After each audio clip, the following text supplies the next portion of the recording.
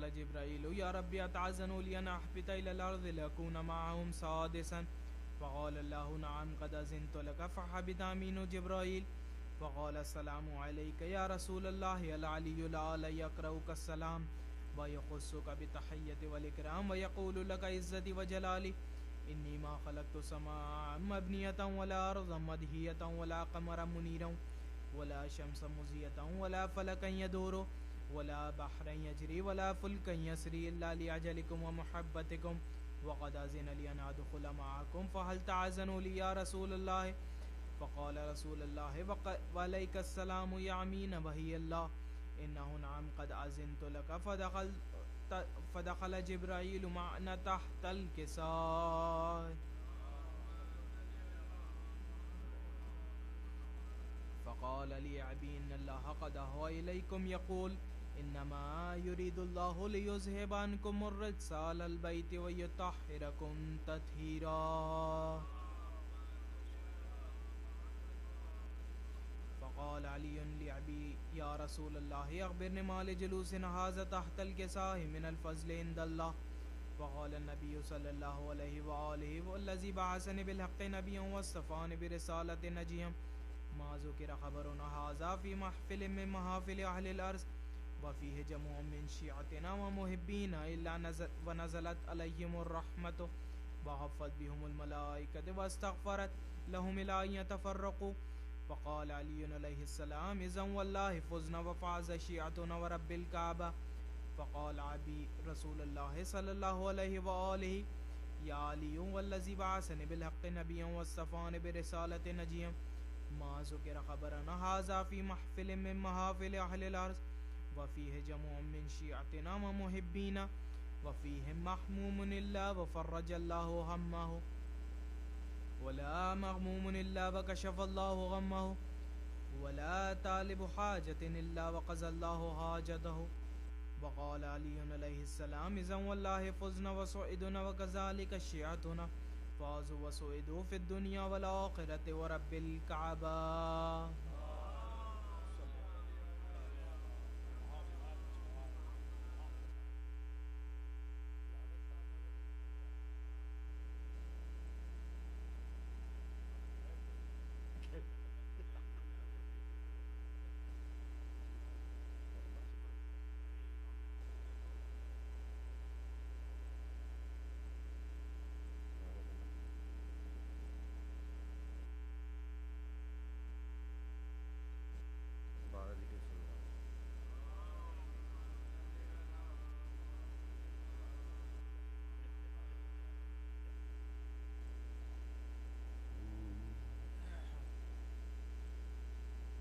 لاشا جب سے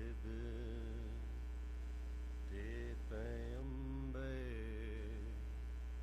کا اٹھایا ہوگا لاشا جب سے تے پیمبر کا اٹھایا ہوگا خلد میں چین محمد کو نہ آیا ہوگا خلد میں چین محمد کو نہ آیا ہوگا لاشا جب سے تے پیمبر کا اٹھایا ہوگا سر کھلے لحد سے تب فاطمہ نکلی ہوں گی سر کھلے لحد سے تب فاطمہ نکلی ہوں گی زہر جوداں نے جو شب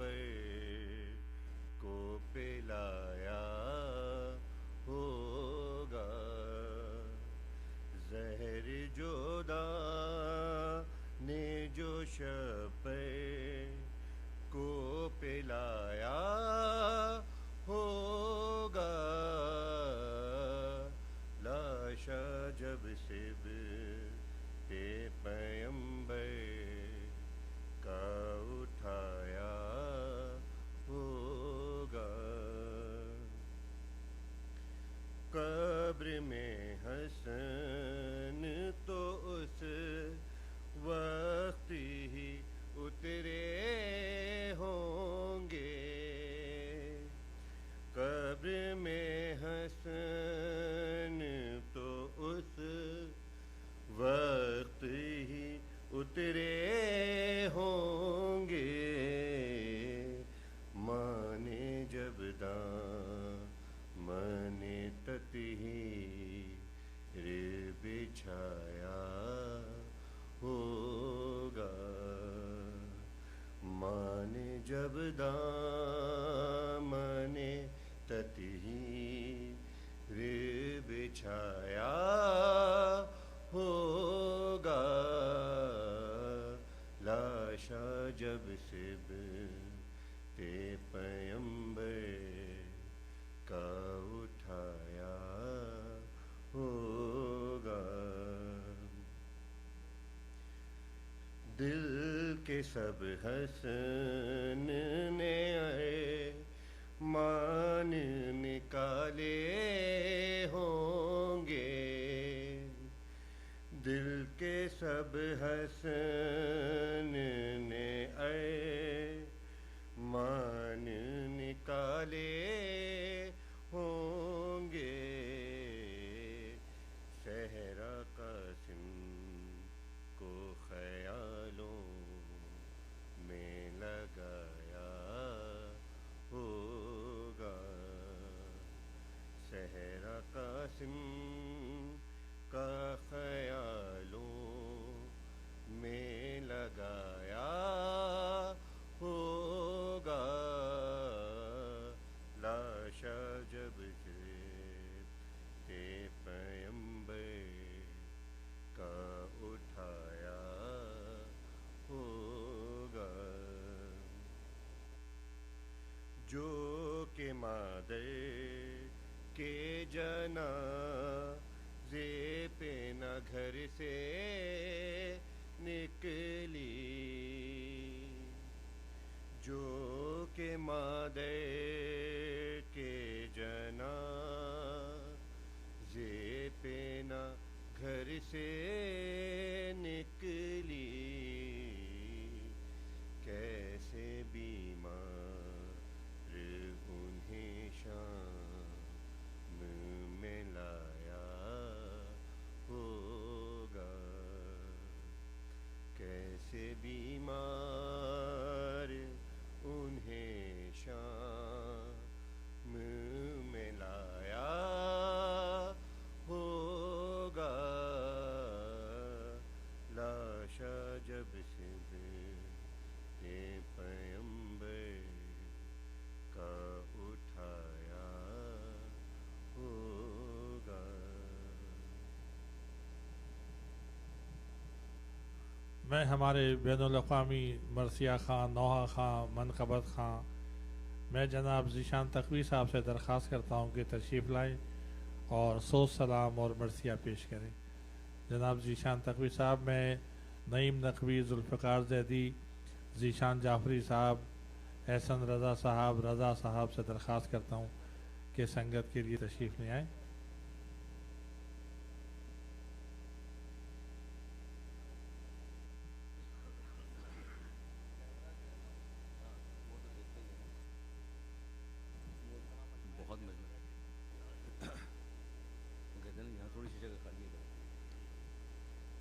چل بات پڑے محمد والے امام کون سا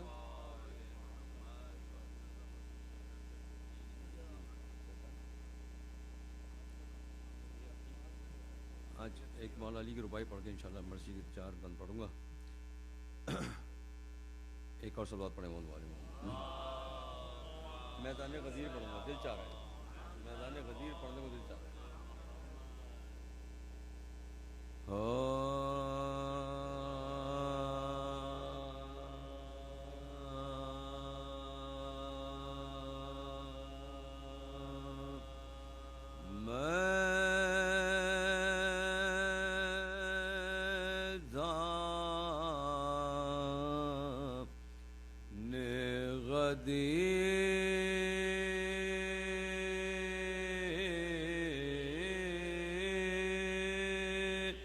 تو بتا کیا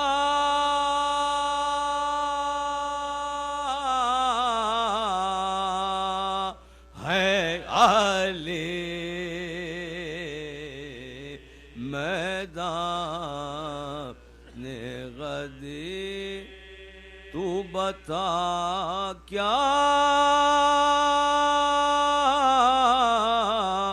ہے علی، اور کتنا مجمع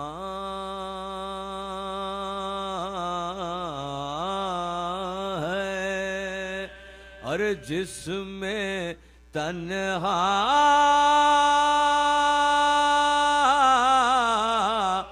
ہے علی، اور اے مانیے مولا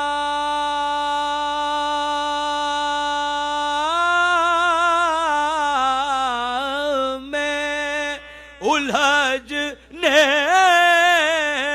والوں، اے مانیے مولا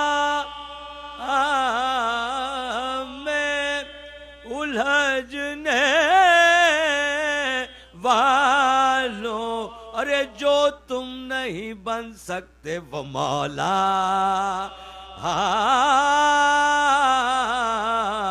ہے علی میدان غدیر۔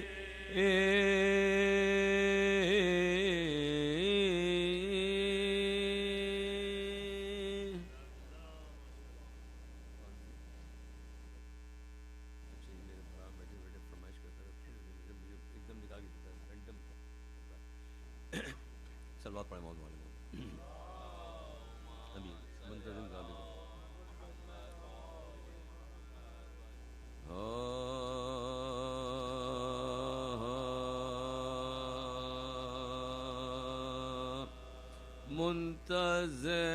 منتظم کعبے کا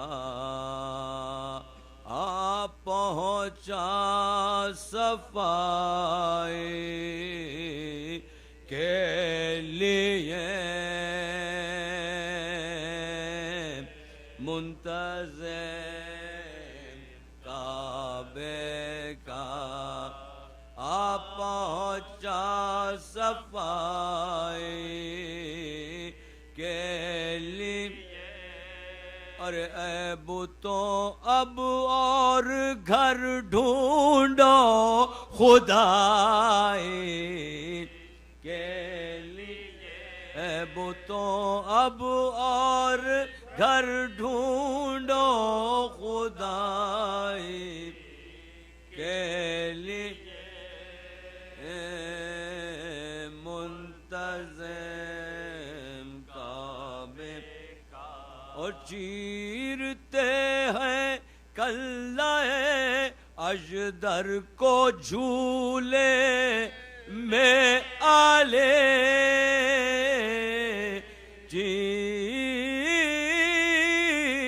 چیرتے ہیں کلہ اژدر کو جھولے میں آلے،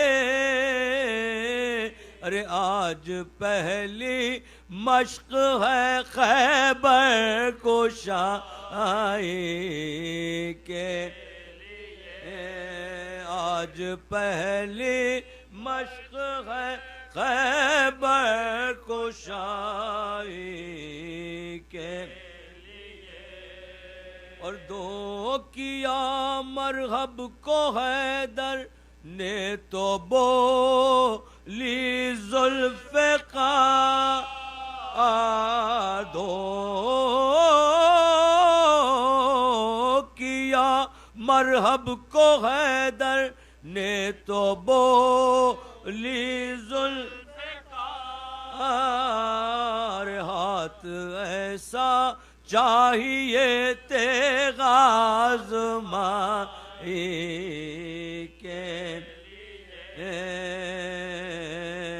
منتظم کا اور چونک اٹھتی تھی سکینہ نام سن کر شاہ کا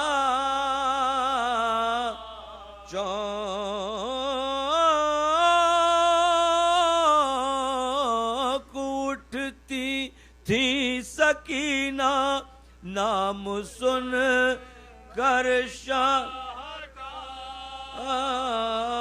جب کبھی روتی تھی زینب اپنے بھائی کے لیے منتظم کعبے کا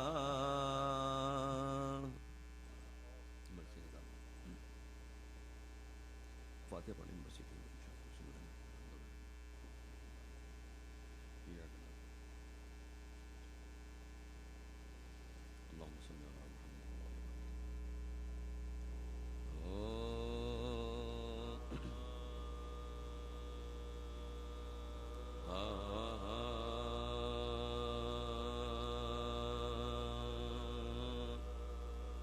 جس دم حسن کا زہر سے ٹکڑے جگر ہوں جس دم حسن کا زہر سے ٹکڑے جگر ہوا سی پارا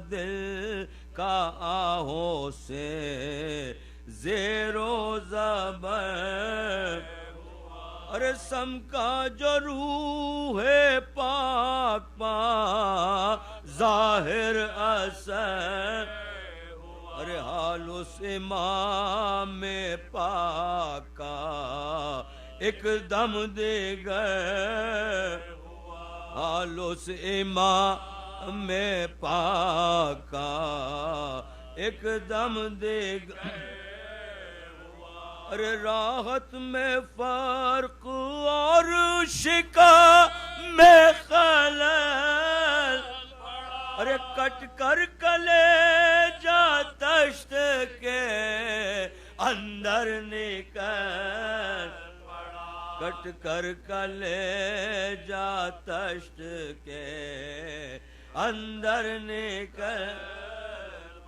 ارے فرماتے تھے حسن کے بلا او حسین ارے تھا دم بدام یہ حکم کے لاؤ حسین ارے بھائی کا حال زار سنا او حسین بھائی کا حال زار سنا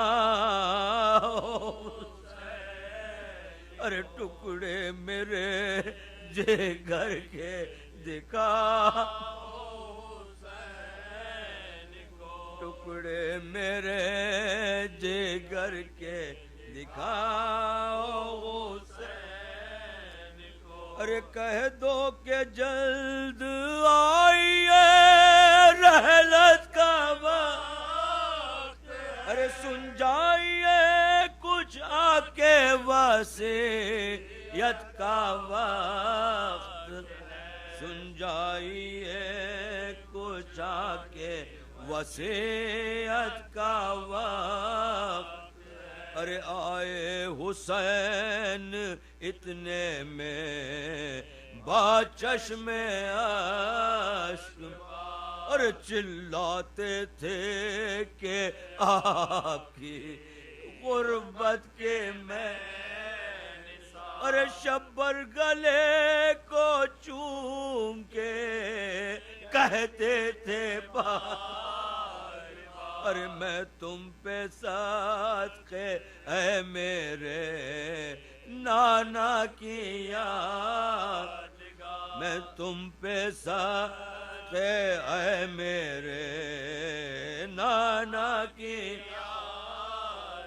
ارے مجھ سے زیادہ ظلم و ستم تم پہ ہوئے، ارے ہم قبر میں تمہاری مصیبت پر روئیں گے، ہم قبر میں تمہاری مصیبت پہ روئیں گے، ارے بھیا تمہاری گود میں نکلے گا میرا داغ، ارے تم دو گے ہاں کو غسل و کفن جب مرے، ارے ہوگا تمہارے پاس نہ کوئی بجو علم، قاتل سرہانے ہوئے گا یا خنجر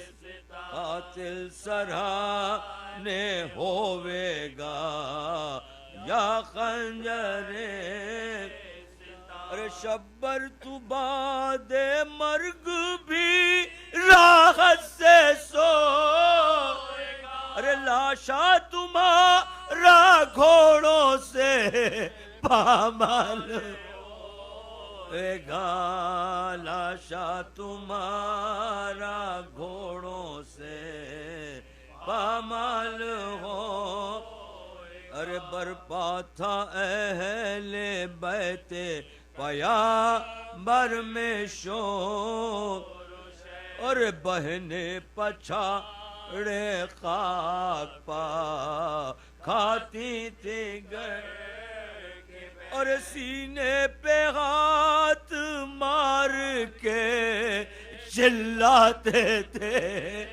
اس سینے پہ ہاتھ مار کے چلاتے تھے، حسین اب اٹھ گیا زمانے سے ہم بے قصوں کا چین، ارے اب اٹھ گیا زمانے سے ہم بے قصوں کا چین، ارے بازو ہمارا ٹوٹ گیا وہ مصیبت، ارے باپ آج ہم سے چھوٹ گیا وہ مصیبت، باپ آج ہم سے چھوٹ گیا وہ مصیبت،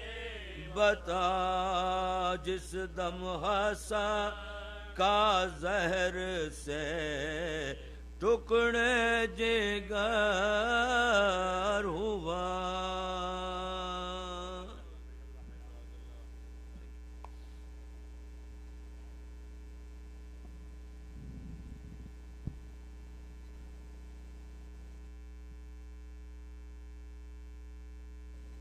مومنین مرکزی امام بارگاہ سے مرکزی الوداعی مثالی جلوس 3 نومبر کو بروز اتوار بعد نماز ظہرین برآمد ہوگا، جو اپنے مخصوص راستوں سے ہوتا ہوا دوبارہ امام بارگاہ میں اختتام پذیر ہوگا، جس میں لوکل اور باہر سے مہمان آئی ہوئی انجمنیں نوحہ خوانی اور سینہ زنی کریں گی۔ آپ لوگوں سے اس میں شرکت کی درخواست ہے۔ یہ جو مجلس کا سلسلہ یہاں پہ چل رہا تھا، جس کا عنوان حدیث قصہ اور اہل بیت تھا، اور جس سے مسلسل ہمارے شبیب الحسینی صاحب خطاب فرما رہے تھے، آج اس سلسلے کی یہاں پر سیکنڈ لاسٹ مجلس ہے، اور منگل سے یہاں پر انشاءاللہ اصغر مہدی صاحب زیب ممبر ہوں گے۔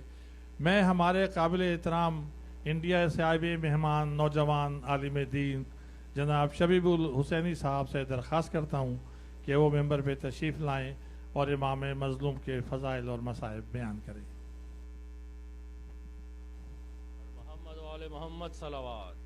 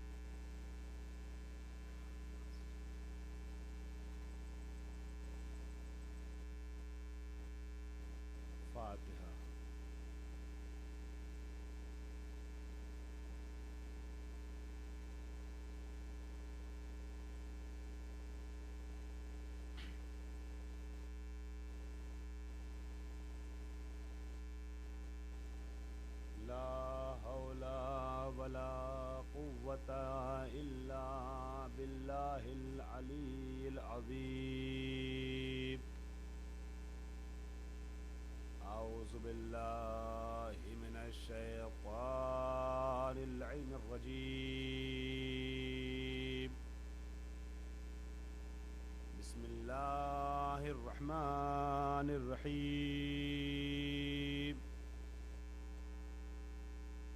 الحمد لله الذي هدانا لهذا وما كنا لنهتدي لولا أن هدانا الله الذي علم بالقلم علم الإنسان ما لم يعلم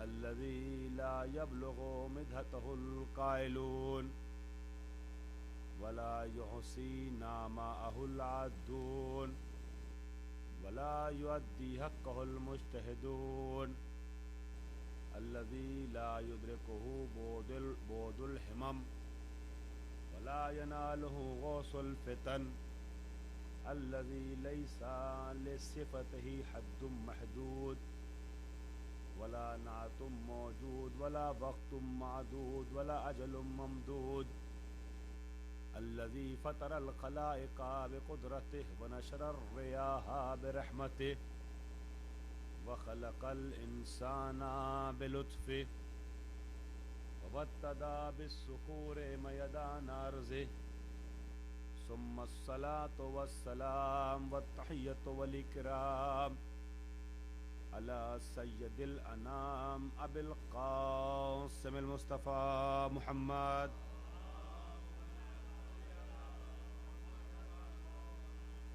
وآله الطيبين الطاهرين المعصومين المنتجبين المظلومين الغر الميامين سيما ابن عمه علي عليه السلام الذي نسبه علما للإسلام ورفعه لكسر الأصنام جازم أعناق النواسب الليام ووازع علوم الأدب لحفظ الكلام واللعنة الدائمة الباقية على أعدائهم أجمعين من الآن إلى قيام يوم الدين أما بعد فقد قال الله الحكيم في كتابه الكريم بسم الله الرحمن الرحيم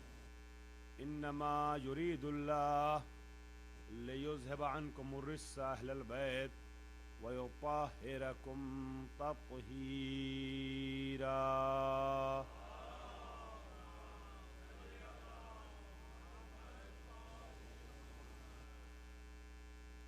میں بہت محبت اور ادب اور احترام سے آپ سے گزارش کروں گا کہ ہمارے قریب تشریف لے آئیے. یہ چیئر اگر یہاں تھوڑی سی اور آگے ہو جائے, زحمت ہوگی, یہ والی چیئر ادھر زحمت ہوگی, اپنے بزرگ کے لیے کر دیں تو بہتر ہوگا. ہمارے بزرگ ہمارے لائق احترام ہیں, پروردگار عالم سب کو اپنے زمان میں رکھے. ایک سلوات پڑھیں بر محمد و آل محمد.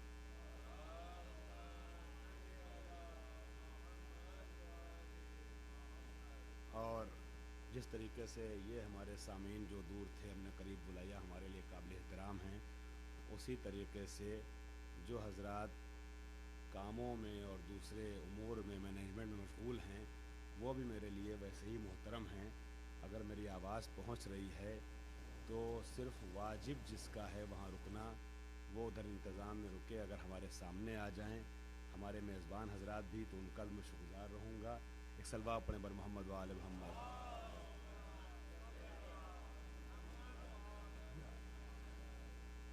حضرات, آج ہمارے اور آپ کے دوسرے امام حسن مجتبی علیہ الصلوۃ والسلام کی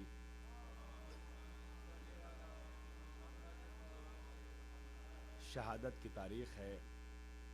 کل کی مجلس میں میں نے فضائل اور مصائب کے مرحلے میں کچھ تذکرہ رسول اکرم کا کیا اور دوسری مناسبت آج امام حسن کی شہادت کی ہے. میں امام حسن کے فضائل و مصائب سے پہلے امام حسن کے حوالے سے ایک دو چھوٹے چھوٹے پیغام دینا چاہتا ہوں. ایک امیرالمومنین کی بات ہے جو آپ نے امام حسن سے خطاب کرتے ہوئے کہی وصیت میں، اور ایک امام حسن کی بات ہے جو آپ نے اپنے شیعوں کو، اپنے چاہنے والوں کو خطاب کرتے ہوئے ارشاد فرمائی۔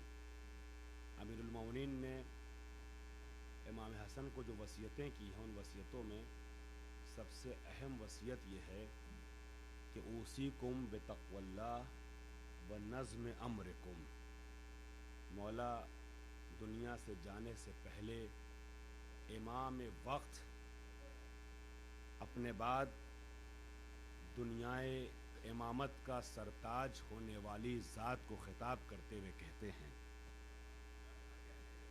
کہ میں تمہیں وصیت کرتا ہوں، دو سب سے اہم چیز جس کی امام حسن کو وصیت کی ہے مولا کائنات نے، اوصیکم بتقوی اللہ، وصیتیں اور بھی کچھ ہیں لیکن یہ دو وصیت سب سے زیادہ مشہور ہے اور بہت اہم ہے۔ مولا کہتے ہیں ہم تمہیں دو چیزوں کی وصیت کر رہے ہیں، امام وصیت کر رہا ہے، امام وقت کو وصیت کر رہا ہے۔ بات کتنی اہم ہوگی؟ پہلی چیز بتقوی اللہ، اللہ کا تقوی اختیار کرو، خوف خدا اختیار کرو۔ عزیزان گرامی، وہ علی کہ جس نے ہمیشہ یہ کہا کہ انسان کے لیے کسی بھی قانون کے بنانے کی ضرورت نہیں ہے اگر وہ یہ محسوس کر لے کہ ہمیں ہمارا رب دیکھ رہا ہے، پھر کسی قانون کی ضرورت نہیں ہے۔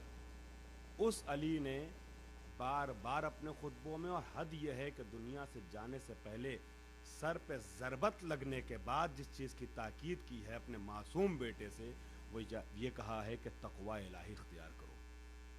تو حسن تو متقیوں کے امام ہیں، تو اصل میں حسن سے نہیں کہنا مقصود ہے، حسن کے ذریعے علی اپنے چاہنے والوں کو پیغام دے رہے ہیں۔ دیکھو میں ضربت لگنے کے بعد جو پیغام دے کے جا رہا ہوں دنیا سے، وہ یہ ہے کہ خوف خدا اختیار کرو، تقوی اختیار کرو۔ اور دوسرا پیغام کیا ہے؟ وَنَظْمِ أَمْرِكُمْ، یہ بہت اہم ہے، اپنی زندگی میں نظم لے کر کے آؤ، ڈسپلین لے کر کے آؤ۔ ایسا نہ ہو کہ اعلان 8 بجے کا کرو اور پروگرام 10 بجے کا رکھو، شروع کرو۔ 8 بجے کا اعلان ہے تو 8 بجے لوگ آئیں بھی اور 8 بجے منتظمین پروگرام شروع بھی کریں۔ اب ظاہر سی بات ہے دونوں طرف کی مجبوری ہوتی ہے، منتظمین انتظار آپ کا کرتے ہیں، آپ یہ سوچ کر کے دیر میں آتے ہیں کہ ہم جائیں گے تو بیٹھنا پڑے گا، طے کر لیں کچھ دن قربانیاں آپ دے دیں، کچھ دن قربانی آپ دے دیں، دونوں طرف سے قربانی ہو جائے گی، نظم آ جائے گا پروگراموں میں۔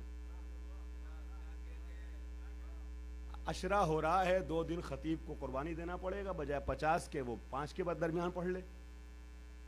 آپ ہیں یہ سوچ کر کے آ جائیں کہ چلیں آج ہم 1 گھنٹہ ایکسٹرا دے دیں گے، فرش ازاہی کو تو دینا ہے۔ تو اگر دونوں طرف سے یہ فکر آ جائے تو نظم آ جائے گا۔ اور یہ تو ایک مثال میں نے دی ہے، حضرت علی صرف ایک جگہ پہ نہیں کہہ رہے ہیں، زندگی کے ہر موڑ پہ انسان منظم رہے۔ آپ سوچئے زمانے کا امیر دنیا سے جا رہا ہے اور امام بعدی کو وصیت کر کے جا رہا ہے کہ ڈسپلین اختیار کرو، اوصیکم بتقوی اللہ و نظم امرکم۔ امام سے جب یہ کہہ کے جا رہا ہے تو یہ نظم زندگی کے لیے کتنی ضروری چیز ہے۔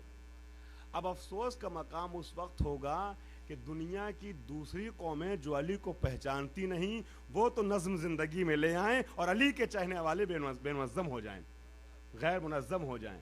لہٰذا سب سے زیادہ منظم اس قوم کو ہونا چاہیے جو علی کا کلمہ پڑھتی ہے۔ عزیزان محترم، یہ تو مولا کائنات کی وصیت تھی، نصیحت تھی امام حسن کو۔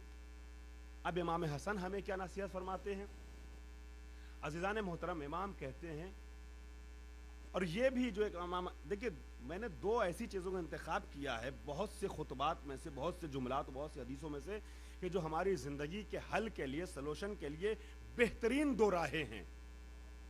ہماری زندگی معیاری بن سکتی ہے انشاءاللہ، اور بھی معیاری ہو سکتی ہے اگر ان 2 چیزوں کو اپنایا جائے، ایک جو مولا کی نصیحت ہے اور دوسرے امام حسن کی۔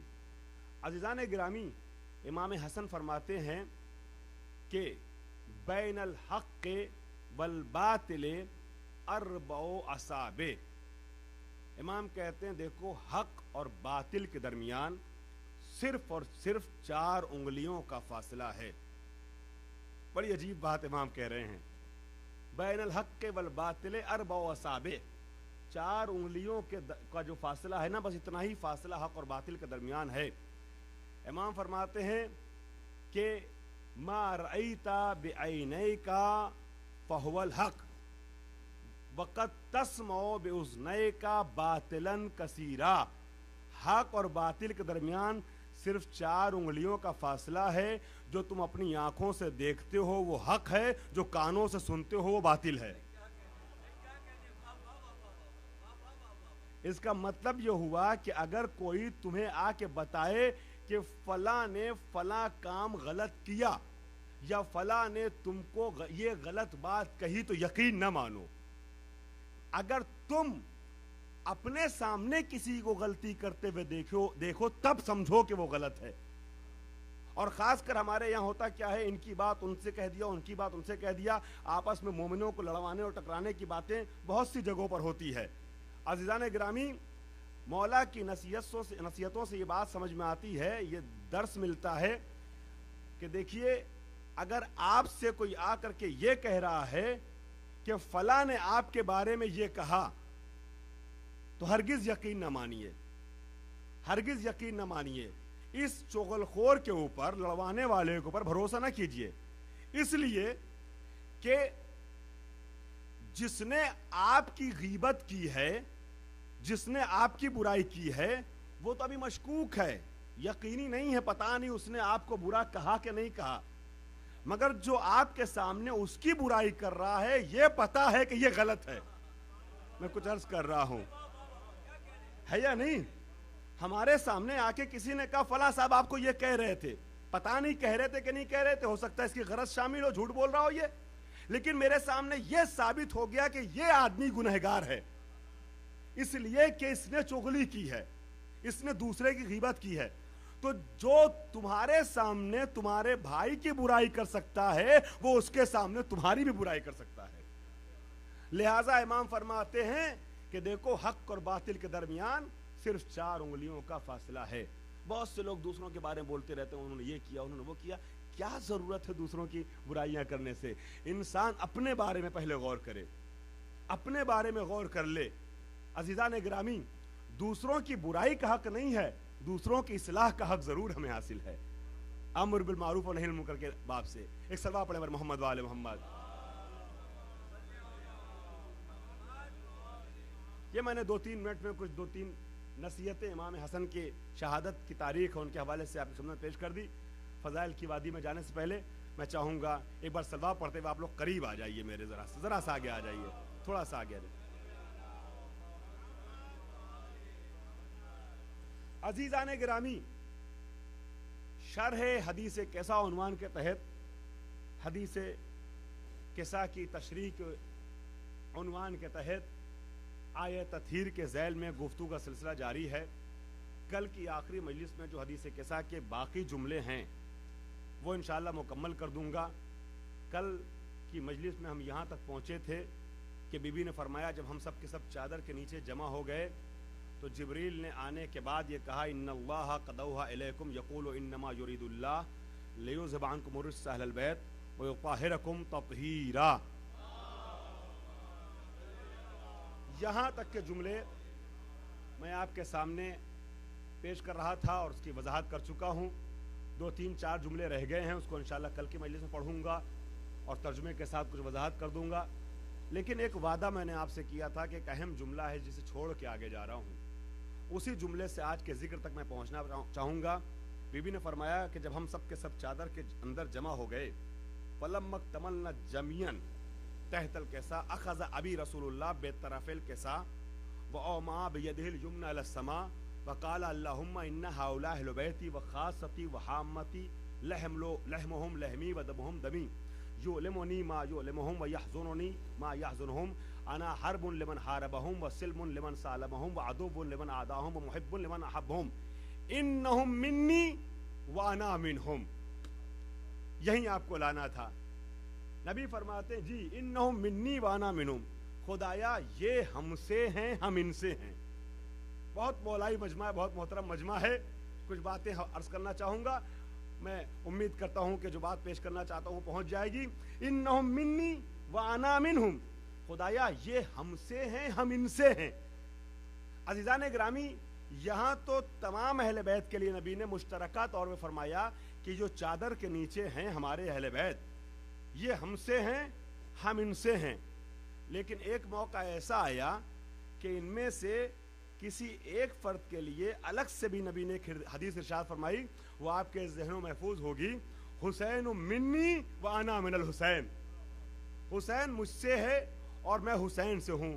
लोग पूछते हैं कि ये हदीस समझ में नहीं आती, ये कैसे हो सकता है, नाना नवासे से कैसे हो सकता है। ये तो बात समझ में आती है कि हुसैन रसूल से है, नवासा हर नवासा होता है नाना से, लेकिन नाना कैसे नवासे से हो जाएगा। रसूल कह रहे हैं कि मैं हुसैन से हूं, ये कैसे मुमकिन है। अज़ीज़ान गिरामी, जाहिर बीन निगाहें ये सवाल जरूर करती हैं, लेकिन जिनकी हकीकत अमर पे नजर होती है वो मुतवज्जे हो जाते हैं कि हदीस का मफहूम क्या हो सकता है। देखिए, इंसानी जिंदगी के दो रुख होते हैं और आप सबसे सुनते रहते हैं, उलमा बयान करते रहते हैं, आप किताबों पढ़ते रहते हैं। एक बौद जिस्मानी है, एक बौद रूहानी है। एक इंसान की जिस्मानी जिंदगी है, जिस्मानी जिंदगी जो हमारी ये है ना 10, 20, 50, 100 साल की होती है, और एक हदफ की जिंदगी है, मकसद की जिंदगी है, उसे मानवी जिंदगी या रूहानी जिंदगी कहते हैं। इंसान की जिंदगी दो रुख हुए, एक जिस्मानी जिंदगी और एक मानवी जिंदगी, हदफ की जिंदगी, मकसद की जिंदगी। जिस्मानी जिंदगी महदूद होती है, 25, 50 साल, 100 साल के लिए होती है, मगर जो हदफ की जिंदगी होती है ना वो बड़ी तवील होती है, 100 साल, 1000 साल, लाखों साल की होती है। अजीजान गिरामी, हुसैन मिन्नी इसलिए है कि नाना है वो, ये है नवासे। जैसे हर नवासा अपने नाना से होता है, वैसे हुसैन भी रसूल से हैं। जिस्मानी जिंदगी के एतबार से हुसैन रसूल से हैं, लिहाजा हुसैन मिन्नी सही, तवज्जो चाह रहा हूं। और हदफ और मकसद की जिंदगी के हिसाब से, चूंकि रसूल के मिशन को, रसूल के मकसद को, रसूल के हदफ को सुबह कयामत तक के लिए जिसके जरिए से बका मिली है उसे हुसैन कहते हैं। लिहाजा नबी की जो मानवी जिंदगी है, रूहानी जिंदगी है, उसके एतबार से रसूल हुसैन से हैं।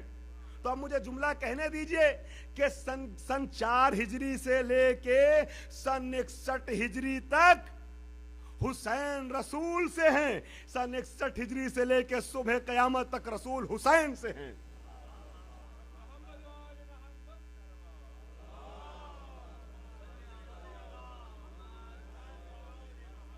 और एक बात और अर्ज कर दूं ताकि पूरा मजमा वजद में आ जाए।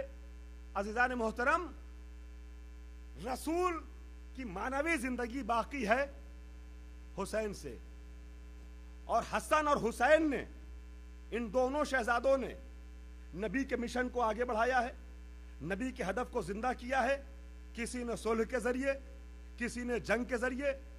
और अजीज़ान मोहतरम, बर्र सगीर के एक बहुत बड़े आलिम गुजरे हैं, आलिम अहले सुन्नत, जिनका नाम है शाह अब्दुल अजीज मुहद्दिस देहलवी जी, मुहद्दिस देहलवी। उन्होंने कुछ किताबें लिखी हैं। एक किताब उनकी मशहूर है जो हमारे खिलाफ है, उस किताब का नाम रखा है तोहफ़े इस्ना अशरिया। तोहफ़े इस्ना अशरिया, इस्ना अशरिया हम है ना, 12 इमाम के मानने वाले, 12 इमाम के मानने वालों का तोहफा। और इस तोहफे में जितना हो सका हमारे खिलाफ जहर उगला है, हमारे खिलाफ कलम चलाने की, मनफी और निगेटिव कलम फरसाई की इंतहा की उन्होंने। जितना हो सका हमें बातिल साबित करने की कोशिश की है, और उस किताब का नाम रखा है तोहफा इस्ना शरिया। अलबत्ता हमारे आलिम ऐसे नहीं होते कि ऐसे लोगों को लाजवाब छोड़ दें, लिहाजा उसी दिल्ली में मौजूद, आज उनकी कब्र मौजूद है, मज़ार मौजूद है, जाने वाले जानते हैं, जाते हैं, ज़ियारत करते हैं, जिन्हें शहीद राबे कहा जाता है। शहीद राबे ने इस किताब का जवाब नुज़हतो इस्ना शरिया के नाम से दिया है। اسنا عشری کی پاکیزگی، عیب سے مبرہ ہونا. عزیزان گرامی اس کا جواب دیا ہے اور ان کی ایک ایک بات کا جواب اس کتاب میں لکھا ہے. اور چونکہ تحفہ اثنا عشریہ کا جواب دیا تھا شہید رابع نے، لہٰذا ان کو شہید کر دیا گیا اور ان کا مزار آج زیارتگاہ بنا ہوا دہلی میں. عزیزان گرامی تو تحفہ اثنا عشریہ محدث دہلوی کی، شاہ عبدالعزیز دہلوی کی وہ کتاب ہے جو ہمارے خلاف لکھی گئی. لیکن انہوں نے ایک اور کتاب لکھی ہے جی، سر الشہادتین. سر الشہادتین جو ان کی کتاب ہے نا، وہ امام حسن اور امام حسین کے بارے میں لکھی ہے. اور امام حسن اور امام حسین کی تعریف کرتے ہوئے جملہ وہ کہتے ہیں، بہت عظیم گوشہ حوالے کرنا چاہ رہا ہوں. وہ یہ کہتے ہیں سر الشہادتین، سر یعنی راز، سیکریٹ. کہتے ہیں دو شہادتوں کا راز کیا ہے وہ ہم بیان کرتے ہیں. اور حسن اور حسین کی شہادتوں کے راز کو اپنی کتاب میں بیان کیا ہے سر الشہادتین میں. اور سر الشہادتین میں حسن اور حسین کی شہادت کے راز کو بیان کرتے کرتے یہاں تک لکھ جاتے ہیں کہ ہمارے نبی وہ نبی ہیں جن کو گزشتہ، توجہ چاہ رہا ہوں، جن کو گزشتہ زمانے کے سارے نبیوں میں جو جو فضیلتیں پائی جاتی تھیں وہ ساری فضیلتیں عطا کی گئی ہیں. 1.25 لاکھ نبیوں میں جتنے کمالات تھے وہ سارے کمالات بدرجہ اتم جس نبی میں پائے جاتے ہیں وہ ہمارے نبی ہیں. ان سارے نبیوں سے زیادہ کمال ہمارے نبی کو حاصل تھا. عزیزان گرامی اگر صبر تھا ایوب کے پاس تو ہمارے نبی کا صبر اس سے بہتر تھا. اگر تقوی تھا جناب نوح کے پاس تو ہمارے نبی کا تقوی اس سے بہتر تھا. جتنے کمالات تھے، علم تھا آدم کے پاس تو نبی کے پاس اس سے بہتر تھا. انہوں نے کہا گزشتہ نبیوں کو جتنی فضیلتیں اللہ نے دی ہیں وہ ساری فضیلت ہمارے نبی میں پائی جاتی تھی اور بہتر طریقے سے. اب ان کے عقیدے کے اعتبار سے حذیفہ یمانی والی روایت تو نہیں مانتے نا، لہذا ان کے اعتبار سے، ان کے عقیدے کے اعتبار سے ہمارے نبی چونکہ اپنی موت مرے، تبھی موت دنیا سے گئے ہیں، تبھی موت پاتے ہوئے. اور دیکھیں شہادت ایک شرف ہے، ایک فضیلت ہے اور بہت بڑا شرف ہے شہادت. اور گزشتہ نبیوں میں، گزشتہ امتوں میں کچھ نبی شہید کیے گئے. مثلا جناب یحییٰ امام حسین کی طریقے سے شہید کیے گئے ہیں. عزیزان گرامی وہ پوری تفصیل نہیں پیش کر رہا ہوں. تو گزشتہ قوموں میں جناب یحییٰ کی شہادت امام حسین کی شہادت سے مشابہ تھی، ویسی نہیں تھی اس مرتبے کے لحاظ سے، مگر مشابہ تھی. جو واقعات ان کے ساتھ ہوئے وہ تفصیل نہیں پیش کر رہا ہوں، تفسیر اٹھا کے پھر دیکھیے گا. تو گزشتہ قوموں میں ہمیں صرف یہ ثابت کرنا تھا کہ گزشتہ قوموں میں کچھ انبیاء شہید کیے گئے. انبیاء بنی اسرائیل بہت بڑی تعداد میں مارے گئے، شہید کیے گئے. تو شہادت کا درجہ گزشتہ قوم کے کچھ نبیوں کو ملا، مگر ہمارے نبی اس درجے پہ فائز نہیں ہو سکے، اس شہادت کے شرف سے محروم رہ گئے. توجہ چاہ رہا ہوں، میرا مجمع میرے ساتھ آنے لگا. چونکہ اس شرف شہادت سے نبی محروم ہو گئے، اور شہادت کے دو ذریعے ہیں، ایک جہری شہادت اور ایک اخفاتی شہادت. جہری شہادت تلوار کی ہوتی ہے اور اخفاتی شہادت زہر کی ہوتی ہے. لہذا آیہ مباہلہ کی بنیاد پر اللہ نے نبی کو 2 بیٹے دیے. ایک کا نام حسن ہے، دوسرے کا نام حسین ہے. ایک کو زہر سے شہادت ملی، ایک کو تلوار سے شہادت ملی. حسن اور حسین کی شہادت اصل میں حسنین کی شہادت نہیں ہے، بلکہ یہ نبی کی شہادت ہے، نبی کی شہادت ہے. اور اب وہ تحریر کرتے ہیں کہ محشر میں جب نبی آئیں گے تو نبی کے سر پر دوہرا دوہرا تاج شہادت ہوگا. ایک تاج افتخار حسن کی شہادت کی وجہ سے ملا ہوگا، دوسرا تاج افتخار حسین کی شہادت کی وجہ سے ہوگا. اور نبی محشر میں اپنے جس شرف کی وجہ سے سارے انبیاء پہ مباحثت کریں گے وہ شرف شہادت حسنین ہے. بڑی اچھی بات انہوں نے کہی، ہم مانتے ہیں کہ یہ حسن اور حسین کی شہادت نہیں ہے، اصل میں حسنین کی شہادت جو ہے وہ نبی کی شہادت ہے. میں کہوں گا شاہ صاحب، توجہ، شاہ صاحب آپ سکے کا صرف ایک رخ دیکھتے ہیں، सिक्के का दूसरा रुख भी तो देखिए। अगर हसन की शहादत नबी की शहादत, हुसैन की शहादत नबी की शहादत, तो ये मानना पड़ेगा जो हसन का कातिल वो नबी का कातिल, जो हुसैन का कातिल वो नबी का कातिल। और जो नबी का कातिल होता है वो रज़ी अल्लाह नहीं लानतुल्लाह होता है।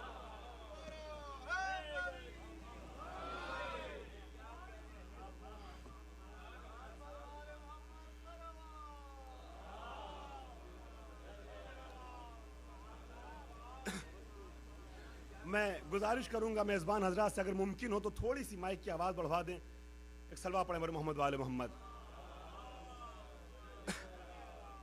जो अगर हसन की शहादत नबी की शहादत, हुसैन की शहादत नबी की शहादत, तो इसका मतलब यह हुआ कि जो हसन का कातिल वो नबी का कातिल, जो हुसैन का कातिल वो नबी का कातिल। अजीजान मोहतरम, ये अबना आना है।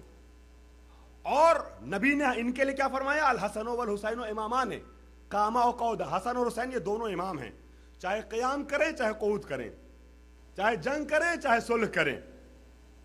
अजीजान गिरामी, सुलह हसन पर अगर किसी ने उंगली उठाई है ना, तो ये वही हो सकता है कि जिसने या जिसके जैसों ने सुलह हुदैबिया पे उंगली उठाई है। इसलिए कि सुलह हसनी मुनाकिस करती है सुलह नबवी को, सुलह हुदैबिया को। उठाने वाले ने उंगली नबी की सुलह पे भी उठाई, उठाने वाले ने हसन की सुलह पे। किसी ने कहा कि वो हसन जो है वो असल में हुसैन जो है शजा थे, बहादुर थे, हसन को जंग नहीं पता थी या जंग नहीं करते थे, लिहाजा सुलह कर ली, अल्लाह डर गए, नकले कुफ्र नबाशत। ये जुमला वो कहे कि जिसने जंगे जमल में हसन की शजात न देखी हो। मैं कुछ अर्ज कर रहा हूं, मोहम्मद हनफिया जिनके लिए कहा जाता है कि हुसैन इब्न अली जब करबला जा रहे तो उस वक्त उस जमाने की 4 बड़ी ताकतें हुसैन के पास थी, जिनको 4 अलग अलग हिस्सों में बांट दिया था। उनमें से एक मोहम्मद हनफिया हैं, अली के बेटे। मोहम्मद हनफिया जैसा सूरमा 3 बार कोशिश कर चुका था, 3 बार कोशिश कर चुका था कि उस ऊंटनी को कब्जे में कर ले जिस पर अली से मुखालिफत करने वाली खातून सवार थी। मगर 3 बार कोशिश करने के बाद भी इतना बड़ा सूरमा, ऐसी मुहाफिजत थी और ऐसा पहरा था कि उस पहरे को तोड़ नहीं पाया। लेकिन अपने जमाने का इतना बड़ा सूरमा, जिसके लिए कहा जाता था अकेला पूरे लश्कर पे भारी है, वो 3 बार हमला करने के बाद भी जिस पहरे को नहीं तोड़ पाया था, उस पहरे को हसन इब्न अली ने एक हमले में तोड़ा था और ऊंटनी को लेकर के आ गए थे अली के पास। अजीजान गिरामी, और कासिम की जंग किसको नहीं पता? वो कासिम के जिसकी रगों में हसन का खून दौड़ रहा था। तो अजीजान गिरामी, सुलह के बारे में बड़ी गुफ्तगू होती है, मगर मैं आपकी खिदमत में आज मजलिस के माहौल से थोड़ा सा अलग होकर के एक तहकीकी चैप्टर पेश करना चाहता हूं। सुलह के असबाब क्या क्या थे। हम चूंकि जब मजलिस पढ़ते हैं तो इमाम हसन की महफिल हो रमजान में या इन तारीखों मजलिस हो, हमें फजाइल पेश करना होता है, लिहाजा सुलह की पूरी तफसील और पूरी तस्वीर नहीं पेश कर पाते। लेकिन आज मैं बहुत जल्दी सुलह हसन पे आ गया हूं मुख्तसर सी तमहीद के बाद, लिहाजा मैं चाहता हूं एक तहकीकी चैप्टर आपके हवाले कर दूं। माशाल्लाह बहुत मोहतरम मजमा, पढ़ा लिखा मजमा है, और हम तो ये अर्ज कर रहे हैं कि मजलिस के माहौल से थोड़ा सा हट के पेश कर रहे हैं। लेकिन अगर आपने मजलिस का माहौल बनाए रखा तो शायद मैं बेहतर तरीके से पेश कर ले जाऊं। एक सलवा पढ़े पर मोहम्मद वाले मोहम्मद।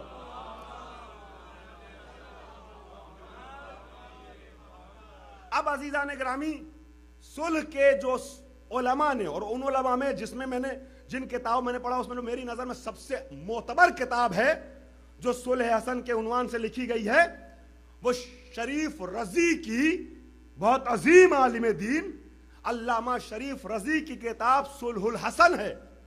1200 सफ़े में सिर्फ सुलह हसन पे गुफ्तगू की है। अल्लाह अकबर, बड़ी खिदमतें हैं हमारे उलमा की। 1200 पेजेस लिखे हैं सिर्फ और सिर्फ सुलह हसन के टॉपिक पर। सुलहुल हसन किताब का नाम है। अज़ीज़ान ग्रामी, उसका खुलासा मैं आपकी खिदमत में आधे घंटे में अर्ज कर रहा हूं। उसमें उन्होंने इमाम हसन की सुलह के 8 اسباب لکھے ہیں, ریزنز, 8 سبب تھے سلو کرنے کے, اور 7 شرطیں لکھی ہیں عہد نامے پہ. یہ جو کاغذ ہے نا, یہ بنی امیہ کے لیے کفن ہے. جس پہ حسن نے شرطیں لکھی ہیں سلو کی نا, کفن ہے بنی امیہ کی حکومت کے لیے. یہ کاغذ نہیں ہے. آج تک اس کفن سے اپنے جنازے کو نکال نہیں سکے بنی امیہ والے. مجھے نہیں معلوم میں اپنی بات پہنچا سکا نہیں پہنچا سکا. حسن نے کاغذ کو ایسا کفن بنا دیا تھا, اس کفن میں آج تک بنی امیہ کی میت لپٹی ہوئی ہے. عزیزان گرامی, آج تک ان کے ماننے والے پریشان ہیں, یہ کیا کر کے چلے گئے حسن. جس طریقے سے جنگ کربلا کی کوئی توجیہ وہ نہیں کر پا رہے ہیں حسین کے مخالفوں کے گناہ کی توجیہ, اسی طریقے سے حسن کے مخالفوں کی توجیہ نہیں کر پا رہے ہیں. چونکہ بات ہواؤں میں ہوتی تو اڑ جاتی, حسن نے لکھ کر کے تاریخ کے دامن میں محفوظ کر دیا پوری بات کو. عزیزان گرامی, 7 سبب تھے. پہلا سبب کیا ہے؟ مجھے لگ رہا ہے آپ سننے کے لیے آمادہ ہیں تو عرض کر دوں. پہلا سبب کیوں ہے امام حسن نے سلو کی؟ پہلا سبب لشکر کی تھکان. امام حسن کو اکیلے تو جنگ نہیں لڑنی ہے نا, ہیں امامت کا اختیار تو نہیں استعمال کرنا ہے نا, معجزہ تو نہیں دکھانا ہے نا, ظاہری اعتبار سے جنگ کرنی ہے نا, جو ظاہری پروسیس ہے اس کو طے کرنا ہے نا جنگ کا. عزیزان گرامی, اب وہ ہمارے قوم کے بچے اکثر امامت کے پاور پہ چلے جاتے ہیں. ہر جگہ نبی یا امام اپنا وہ معجزہ نہیں استعمال کرتا. عزیزان گرامی, وہ ٹھیک ہے کہ پوری زمین اور پوری کائنات پہ اختیار تھا, لیکن فرد بشر کی حیثیت سے امام حسن جنگ کر رہے ہیں. اب جنگ امام حسن کو اکیلے تو نہیں کرنی ہے نا, پورے لشکر کی ضرورت ہے نا. لشکر جو امام حسن کو ملا ہے وہ تھکا ہوا ہے. پہلی وجہ سلو کی لشکر کی تھکان ہے. کیوں؟ 4.5 سالہ امیر المومنین کے دور اقتدار میں 3 تو بڑی جنگیں ہوئی ہیں, 40 دن چلنے والی جنگیں. جنگ جمل, جنگ صفین اور جنگ نہروان.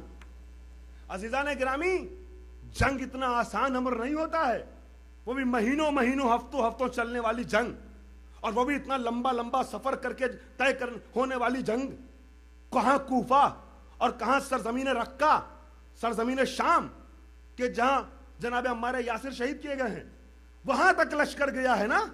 اب یہ جو لشکر امام حسن کو ملا ہے 12,000 پر مشتمل فوج, یہ مسلسل جنگوں سے تھک چکا ہے. حسن کے اندر اگر حوصلہ باقی ہے تو ضروری تو نہیں ہے کہ پورے لشکر میں وہ حوصلہ باقی ہو, کہ جیسے علی کے ساتھ کھڑے تھے ویسے حسن کے ساتھ کھڑے ہو جائیں. عام انسان ہے نا. پہلا سبب لشکر کی تھکان.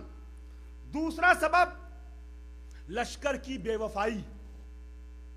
جنگ انسان کرتا ہے, کوئی کمانڈر کرتا ہے, کوئی لیڈر کرتا ہے, تو لشکر کی بیس پہ کرتا ہے نا.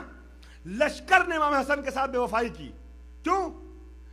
معاویہ ابن ابی سفیان نے امام حسن کے پاس امام حسن کے لشکر میں موجود کچھ سپاہیوں کا خط واپس بھیجا ہے, جس خط میں یہ لکھا گیا تھا, امیر شام آپ جنگ کیجئے, جنگ کے حالات جب بنیں گے تو ہم خود حسن ابن علی کو گرفتار کر کے آپ کے حوالے کر دیں گے. جب اپنے لشکر میں لوگ ایسے ہوں تو پھر جنگ کیسے کی جا سکتی ہے؟ اور امیر شام نے یہ لکھا تھا, آپ کیسے سپاہیوں پہ بھروسہ کر کے ہم سے جنگ کرنے کو تیار ہیں؟ آپ کے سپاہیوں کا تو یہ عالم ہے. لشکر کی بے وفائی. تیسری چیز لشکر کا متضاد عناصر پر مشتمل ہونا, ایک دوسرے سے ٹکرانے والے نظریے. سارا لشکر امام حسن کے ساتھ جو تھا وہ امام کو امام مان کے نہیں تھا. میں عرض کر دوں آپ کی خدمت میں, صرف اور صرف امام کو امام ماننے والے امام کے ساتھ نہیں تھے. کئی طرح کے گروہ تھے جو امام کے ساتھ تھے. کوئی مال غنیمت کی لالچ میں تھا, جنگ ہوتا تھا پہلے نا, لشکر میں لوگ شریک ہوتے تھے مال غنیمت کے لیے, کہ علی ہمیشہ جیتتے تھے, حسن بھی جیتیں گے, مال غنیمت ملے گا. بہت سے لوگ مال غنیمت کے لالچ میں ہوتے تھے. عزیزان گرامی, کچھ اس لیے لشکر میں آتے تھے کہ دل نہیں چاہتا تھا مگر قبیلے کا سردار ہے اس لیے ہیں. کچھ بغض معاویہ میں آئے تھے, کچھ وہ تھے جو حسن کو واقعی امام مانتے تھے. اس طریقے کے اور بھی اسباب تھے جس کی بنیاد پر یہ لشکر تھا امام کے پاس 12,000 کا. عزیزان گرامی، یہ تین چیزیں ہو گئیں لشکر کا متضاد ہونا، الگ الگ فکر پر مشتمل، یعنی یونائٹ نہیں تھا، ایک فکر کا لشکر نہیں تھا، کوئی ادھر جا رہا ہے کوئی ادھر جا رہا ہے، کسی کی یہ فکر ہے کسی کو وہ فکر ہے، سب آپس میں لڑنے والے ہیں. تو جو آپس میں لڑنے والے ان کو ایک کر کے کیسے چلیں گے امام حسن؟ چوتھی چیز جو ہے، چوتھا سبب وہ ہے سرداران لشکر کی بے وفائی. امام حسن کے لشکر میں جو 12 سے لے کے 16,000 تک کی تعداد بتائی جاتی ہے، ان 16,000 میکسیمم 16,000 جو لشکر ہے نا امام کا، 16,000 میں 8,000 سپاہیوں کا جو کمانڈر تھا اس کا نام ہے عبید اللہ ابن عباس. حضرت علی کے جو چچیرے بھائی تھے اور شاگرد تھے مولا کائنات کے عبداللہ ابن عباس، انہی کا بھائی ہے عبید اللہ ابن عباس جو امام حسن کے لشکر کا کمانڈر ہے. جناب عباس ابن عبد المطلب کا بیٹا ہے، مگر اس نے امام حسن کو دھوکہ دیا اور راتوں رات بک گیا امیر شام کے پیسوں کے اوپر، اور اس نے امیر شام سے جا کر کے ملک ہو گیا. اسی طریقے سے 4,000 کا لشکر لے کر کے سعید ابن قیس جا کر کے مل لیا امیر شام سے. اب کتنے سپاہی بچے؟ وہاں تو 60,000 کا لشکر پہلے ہی آیا ہے لو میں، یہاں 16 تو اس میں سے بھی 12 الگ ہو گئے، 4,000 بچے ہیں. عزیزان گرامی، اب ان 4,000 کے درمیان پانچواں سبب کیا ہے؟ سعید ابن قیس اور معاویہ کی سازش وہ یہ ہے کہ یہ جو افراد امام حسن کے ساتھ ہیں ان کے درمیان ایک افواہ پھیلا دی کہ تم کیا جنگ کے لیے تیار ہو؟ حسن نے تو معاویہ سے صلح کر لی ہے، اب یہ لشکر بھی پس و پیش میں کا شکار ہو گیا، کیا کریں؟ حسن نے جب صلح کر لی تو ہم کیا کریں گے حسن کے ساتھ رہ کر کے؟ دیکھا آپ نے، یہ 5 چیزیں. عزیزان گرامی، چھٹی وجہ صلح کی وہ یہ ہے کہ جو 5ویں امام فرماتے ہیں شیعوں کی حفاظت کرنا. جو تھوڑے سے افراد امام کے چاہنے والے تھے واقعین شیعہ، ان کی حفاظت. عزیزان گرامی، میں نے عرض کیا میں تحقیقی طور پہ گفتگو کر رہا ہوں، مگر ضروری نہیں کہ آپ تحقیق سمجھ کے سنیے، آپ مجلس سمجھ کے بھی سن سکتے ہیں. مل کے سلوہ پڑھے باز بلند.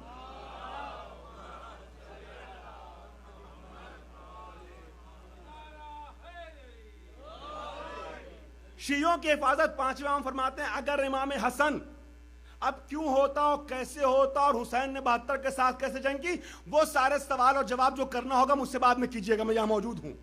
فی الحال جو عرض کر رہا ہوں اسے سنیے. 5ویں امام فرماتے ہیں کہ اگر امام حسن جنگ کر لیتے تو روئے زمین سے شیعوں کا خاتمہ ہو جاتا. اس جنگ کے نتیجے میں شیعوں کی حفاظت منظور تھی امام حسن کو، اور ایسے حالات بنے تھے کہ یہاں ممکن تھا یہ. اور 7ویں وجہ کیا ہے؟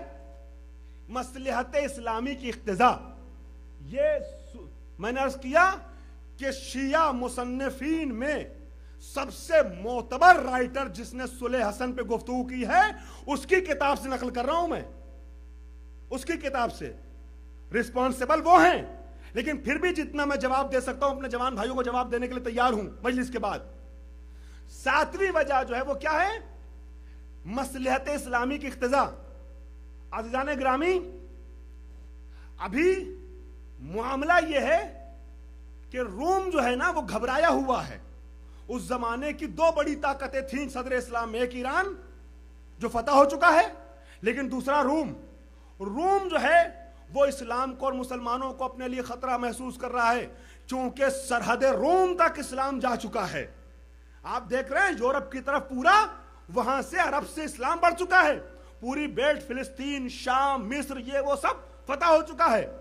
روم کا چاہتا تھا اس کو مسلمانوں کو دبا دیا جائے، اور روم اسی بات کا منتظر تھا کہ مسلمان آپس میں لڑیں. عزیزان گرامی، چونکہ اس کے پہلے کی جنگوں میں ظاہری طور پہ تھوڑا کمزور ہو چکے ہیں مسلمان، اب روم اپنے کو آمادہ کر چکا ہے کہ اب اگر جنگ ہوئی گی تو ہم کود پڑیں گے، اور وہ اس بات کا منتظر تھا کہ جنگ ہو، ان کی جنگ سے ہم فائدہ اٹھائیں. اور یہی وجہ ہے کہ جب مدائن سے واپس گیا ہے امیر شام اپنے لشکر کو لے کر کے، تو شام کے دروازے پہ تبوک کے پاس لشکر روم کا موجود تھا اور جنگ کرنے کے لیے آمادہ تھا. اور امیر شام نے پیسے دے کر کے مصالحت کی ہے روم کے لشکر سے، روم والوں سے پیسے دیے ہیں باقاعدہ، بڑی دولتیں دی ہیں، بڑی دولت دینے کے بعد جنگ کو ٹالا ہے۔ عزیزان گرامی، تو ایک مسئلہ یہ بھی تھا کہ مسلمان آپس میں خانہ جنگی کا شکار ہوں گے، ادھر غیر مسلم کو فائدہ پہنچے گا۔ اور 8ویں وجہ جو آپ کے سامنے عرض کر رہا ہوں، مجلس کا رنگ اس وجہ میں پایا جاتا ہے۔ 8ویں وجہ، اہم وجہ یہ تھی کہ امام حسن کو امیر شام کی ایک سازش کو ناکام کرنا تھا۔ پوری توجہ چاہ رہا ہوں، یہ 7 وجہیں میں تمہید کے طور پہ پیش کر رہا تھا اس آخری وجہ کے لیے، آخری سبب کے لیے، آخری ریزن سلو کا۔ امیر شام کی ایک اہم سازش کو ناکام کرنا تھا۔ وہ سازش کیا ہے؟ عزاداری کے زمانے میں فرش عزا پر عزا خانے میں عزاداروں کے سامنے جملہ پیش کر رہا ہوں۔ امیر شام کی ایک سازش کو ناکام کرنا تھا۔ وہ کیا؟ جب نبی نے مکہ فتح کیا ہے، فتح مکہ کے موقع پہ پورا خاندان بنی امیہ گرفتار کر کے سامنے لایا گیا ہے، اور ان گرفتار شدہ قیدیوں میں معاویہ بھی تھا۔ میں کچھ عرض کر رہا ہوں، لوگوں نے، مسلمانوں نے جذبات میں آ کے کہا انہوں نے ہمیں بڑی اذیت کی ہے، ہمیں بڑے پتھر مارے ہیں، ہمیں گھر سے بے گھر کیا ہے۔ نبی ہجرت کر کے گئے تھے نا، مکے سے نکالے گئے تھے مسلمان، ہمیں بہت تکلیفیں ان کی وجہ سے اٹھانی پڑی۔ یا نبی اللہ، اب موقع ملا ہے، ان کو مار دیا جائے۔ فتح مکہ، جب مکہ فتح ہوا ہے، ان کو قتل کر دیا جائے۔ نبی کے سامنے قیدیوں کا ایک مجمع ہے۔ لوگ یہ سمجھ رہے تھے قیدی جس میں پورا خاندان بنی امیہ ہے، یزید کا پورا خاندان ہے، یہ سمجھ رہے تھے کہ اب تو ہم تہہ تیغ کر دیے جائیں گے۔ مگر نبی نے پورے مجمع پہ نظر ڈالی، جس مجمع پہ یزید کا باپ بھی موجود تھا۔ نبی نے رحمت للعالمین ہونے کی ایک اور دلیل دیتے ہوئے ایسے بدترین دشمنوں کے لیے فرمایا، انتم الطلقاء، تم سب کے سب آزاد ہو۔ طلقاء عربی میں کسے کہتے ہیں؟ وہ غلام جو جنگ میں گرفتار کر کے لایا جاتا ہے، اس کے اوپر احسان کرتے ہوئے اگر فاتح قوم کا کمانڈر آزاد کر دے تو اسے طلقاء کہتے ہیں۔ میں کچھ عرض کر رہا ہوں، اسے طلقاء کہتے ہیں۔ نبی نے کہا انتم الطلقاء، تم سب کے سب آزاد ہو۔ یہ طلقاء جو ہے نا، یہ ایک داغ ہے، ایک دھبا ہے جو کہیں نہ کہیں غلامی کی طرف اشارہ کرتا ہے۔ توجہ چاہ رہا ہوں، حسن ابن علی نے دیکھا تھا، حسن ابن علی کو پتا تھا کہ معاویہ کو رسول اللہ نے خاندان بنی امیہ کو فتح مکہ کے موقع پہ کہا تھا انتم الطلقاء، اور معاویہ یزید کی طریقے سے بے وقوف نہیں تھا۔ میں کچھ عرض کر رہا ہوں، یزید کی طریقے سے فتین تھا مگر یزید کی طریقے سے بے وقوف نہیں تھا۔ معاویہ حسن سے جنگ کرنا ہی نہیں چاہتا تھا، حسن کو قتل کرنا ہی نہیں چاہتا تھا، اس لیے کہ جو داغ اپنے دامن پہ یزید نے لیا، وہ جو اپنے کو کاتب وحی لکھواتا تھا، وہ معاویہ اپنے دامن پہ رسول کے فرزند کے قتل کا دھبا نہیں لے سکتا تھا۔ تو وہ جو آیا تھا جنگ کرنے کے لیے نا، حسن کو مارنے نہیں، بلکہ وہ آیا تھا کہ جب جنگ ہو جائے گی نا، جب جنگ کے حالات بن جائیں گے تو جنگ کے دوران ہم فاتح ہوں گے تو حسن کو گرفتار کر کے میرے سامنے لایا جائے گا۔ میں عرض کر رہا ہوں، حسن کو قتل نہیں کرنا چاہتا تھا، وہ یزید نہیں ہے عزیزان گرامی، وہ معاویہ ہے۔ حسن کے قتل کا دھبا نہیں لینا چاہتا تھا، اس کا پلان یہ تھا، اس کی سازش یہ تھی کہ جنگ کے آثار بن جائیں، اس کے بعد حسن کو گرفتار کر کے لایا جائے، اور جب حسن گرفتار کر کے لائے جائیں گے تب ہم حضرت حسن کو آزاد کر کے اپنے دامن پہ لگے ہوئے یبن طلقاء کے دھبے کو ہٹا دیں گے۔ حسن نے صلح کر کے یزید کی سازش کو ناکام کر دیا، جس کے نتیجے میں حسن کی بہن زینب کبریٰ کو یہ موقع مل گیا کہ دربار یزیدی میں حاکم کی نگاہ میں نگاہ ڈال کے آواز دی، یبنت طلقا، اے میرے بابا کے آزاد کردہ غلام کے بیٹے۔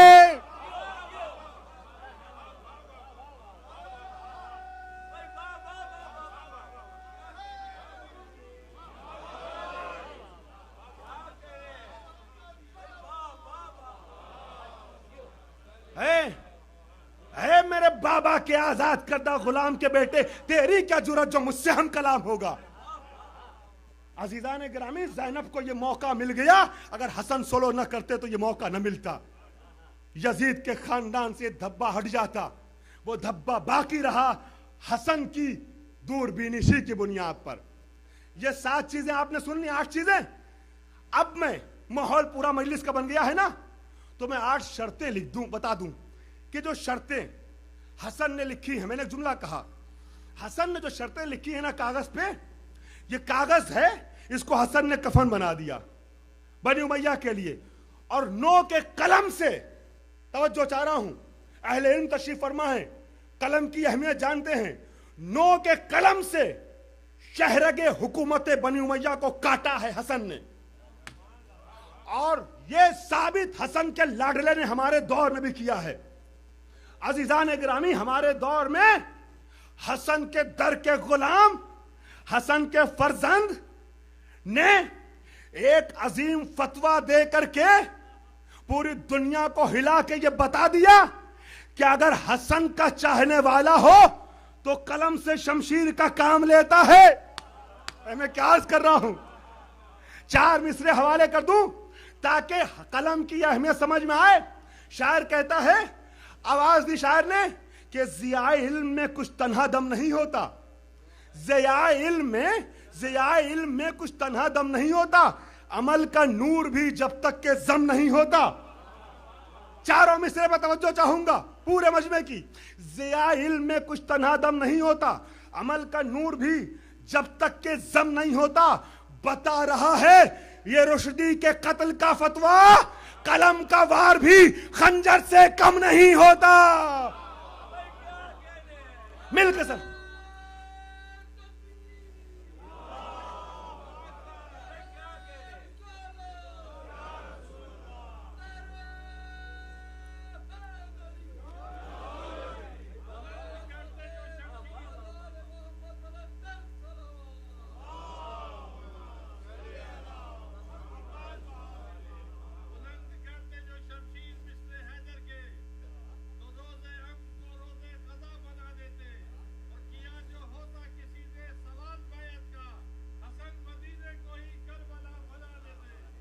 حسن مدینے کو ہی کربلا بنا دیتے۔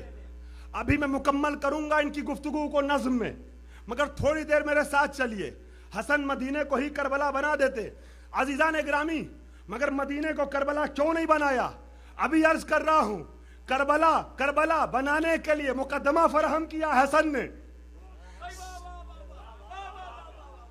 عزیزان گرامی توجہ چاہ رہا ہوں، شرط جو لکھی ہے، پہلی شرط، ایک شرط بنی امیہ کے چہرے پہ مضبوط تماچا ہے، ایک شرط، پہلی شرط، اور آج تک خاندان بنی امیہ کے سر کو جھکائے ہوئے ہے حسن کے ذریعے لکھے گئے شرط نامے کے کاغذ کا وزن۔ اس کاغذ کا وزن آج تک سر جھکائے ہے بنی امیہ کا، سر اٹھانے نہیں دے رہا ہے وہ کاغذ کا وزن۔ پہلی شرط جو صلح ہوئی ہے نا، پہلی شرط، اس پہ امام حسن لکھتے ہیں کہ ابھی فی الحال حکومت معاویہ کے حوالے کی جاتی ہے اس شرط پر کہ قرآن اور سنت پر عمل کرے۔ اور یہ عرض کر دوں کہ جتنی شرطیں حسن نے لکھی ہیں سب کو امیر شام نے مانا ہے۔ کاغذ پہ، سادے بلینک کاغذ پہ سگنیچر نیچے کر کے بھیجا تھا امام حسن کے پاس کہ اس پہ آپ شرطیں لکھ دیجئے۔ عزیزان گرامی، اور جب وہ آیا ہے کاغذ تو پڑھا ہے اور اپنے پاس رکھا ہے۔ یہ یاد رہے کہ حسن نے جو 7 शर्तें लिखी हैं सुलह की, उसमें किसी को उसने काटा नहीं है कि ये नहीं मानता, सबको तस्लीम किया। अब पहली शर्त क्या है? हुकूमत हवाले की जा रही इस शर्त पर कि कुरान और सुन्नत पे अमीर शाम अमल करेगा। उसने मान लिया। उसको एतराज करना चाहिए था, हसन ये कैसी शर्त है? क्या मैं कुरान नहीं मानता? क्या मैं सुन्नत नहीं मानता? इमाम हसन ने शर्त लिखी, उसने तस्लीम करके बता दिया कि हसन का दावा सही है कि न ये कुरान मानता न सुन्नत मानता, न कुरान मानता न सुन्नत, वरना एतराज करता। अच्छा, दूसरी शर्त अजीजों, इमाम हसन ने लिखा दूसरी शर्त यह है कि अभी हुकूमत मुआविया के हवाले की जा रही है, लेकिन अगर मुआविया के बाद हसन जिंदा रहे तो हुकूमत हसन का हक है। अजीजों, शायद 2 महीने 8 दिन की मजलिसों में से एक अहम तोहफा हवाले कर रहा हूं मैं इस जुमले में। बहुत बेदार मजमा है, जुमला हवाले कर दूं। अगर हसन जिंदा रहे तो मुआविया के बाद हुकूमत हसन तक पहुंचेगी, और अगर हसन जिंदा न रहे तो हुकूमत हुसैन का हक होगी, और अमीर शाम को अपने बाद वली अहद मुअय्यन करने का हक नहीं है। और इस शर्त को उसने तस्लीम कर लिया। और फिर जब जाने से पहले यजीद को वली अहद मुंतखब किया तो गोया अपने जरिए दस्तखत की गई शर्त जो थी, जो अहदनामा था, उसको पांव तले कुचला। यजीद ने बैत का मुतालबा किया। हुसैन ने कहा, चूंकि तेरा बाप मेरे भाई से इस शर्त को मान चुका था कि उसके बाद हुकूमत मेरा हक है, लिहाजा तेरे अपने बाप के कहने के मुताबिक तुझे हक नहीं कि मुझसे बैत का सवाल करे। अब जब हुसैन कयाम करेंगे तो किसी भी तारीख पे नजर रखने वाले में यह जुर्रत नहीं होगी कि हुसैन को बागी कहे। अरे मैं क्या अर्ज कर रहा हूं? बगावत अगर किसी ने की उस अहदनामे से तो यजीद ने की है। तो गोया हसन ने मदाइन में बैठ के जंग करबला के लिए जमीना फराहम कर दिया। और इसी को नजीर बाकरी ने इस तरीके से बयान किया कि जब उजाला 4 मिसरों में से एक एक मिसरा पूरा पूरा कसीदा है। वो कहते हैं, जब उजाला उफुके खून से बाहर निकला, जब उजाला उफुके खून से बाहर निकला, हम जहां चांद समझते थे वहां सर निकला। जब उजाला उफुके खून से बाहर निकला, हम जहां चांद समझते थे वहां सर निकला। हम जहां चांद समझते थे वहां सर निकला। और जब मेरी सुलह पूरा पैगाम छुपा है, जब मेरी सुलह पलट आई मेरे घर मायूस, जब मेरी सुलह पलट आई मेरे घर मायूस, मारे का तब मेरे दरवाजे से बाहर निकला। मारेका तब मेरे दरवाजे से बाहर निकला। और इसी रदीफ और काफिये में उन्हीं के 2 शेर और हवाले कर दूं आपके मिजाज के मुताबिक। मारेका तब मेरे दरवाजे से बाहर निकला, और जो मुसाफिर गमे शब्बीर से बचकर निकला, जो मुसाफिर गमे शब्बीर से बचकर निकला, जिल्लतें दर बदरी उसका मुकद्दर निकला। जो मुसाफिर गमे शब्बीर से बचकर निकला, जिल्लतें दर बदरी उसका मुकद्दर निकला। मस्जिदों में तो मिले सैकड़ों सजदे, लेकिन मस्जिदों में तो मिले सैकड़ों सजदे, लेकिन कत्ल गाहों में फकत सजदे सरवर निकला। सलवात आवाज़ बुलंद।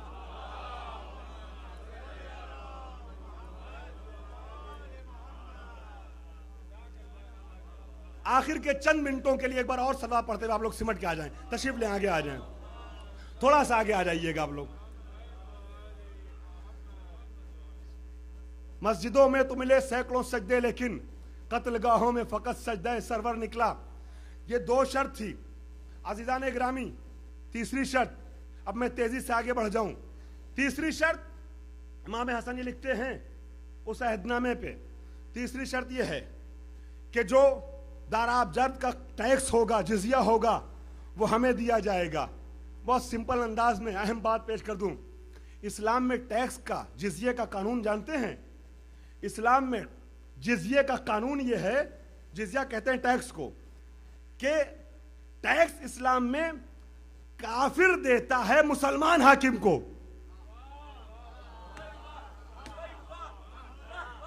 یہ اسلام کا قانون ہے کہ کافر سے ہماری مملکت میں تم رہ رہے ہو، ہم سیکورٹی پرووائڈ کر رہے ہیں، ہم دوسری تمہارے لیے سہولیات فراہم کر رہے ہیں، اس کے بدلے میں تمہیں ہمیں ٹیکس دینا ہے. اسلامی مملکت میں، یہ اسلام رسول کے قانون کی بات کر رہا ہوں، رسول کی شریعت میں یہ قانون ہے کہ ٹیکس یا جزیہ جو لیا جاتا ہے وہ اسلامی حاکم لیتا ہے اور کافر سے لیتا ہے. امام حسن نے معاویہ سے کہا کہ تجھے ٹیکس دینا ہوگا، اس نے مان لیا، اس نے مان لیا، انکار نہیں کیا. گویا امام حسن نے اس کے عقیدے کو بھی بتا دیا، اس کے مذہب کو بھی بتا دیا. عزیزان گرامی، چوتھی شرط کیا ہے کہ عراق کا جو بیت المال ہے کوفے کا، اس سے تجھے کوئی کام نہیں ہوگا. عراق میں حسن کی حکومت تھی نا، یہ بیت المال اس کو ہم جیسے چاہیں گے صرف کریں گے. پانچویں شرط یہ ہے، ان ساری شرطوں میں بڑی تفصیلیں ہیں مگر چھوڑ رہا ہوں. پانچویں شرط یہ ہے کہ جو مظلوم ہیں، مومنین ہیں، خاص کر شیعیان اہل بیت ہیں، حکومت کے افراد ان کا پیچھا نہیں کریں گے، ان کے اوپر ظلم و ستم نہیں کریں گے. چھٹی شرط جو ہے وہ عجیب شرط ہے، اگر آپ نے محسوس کر لیا تو محظوظ ہوں گے. چھٹی شرط یہ ہے، امام حسن نے تحریر کیا اس شرط میں کہ جنگ جمل اور جنگ صفین میں علی کی طرف سے شہید ہونے والے شہداء کا خون بہا تو ہمیں دے گا.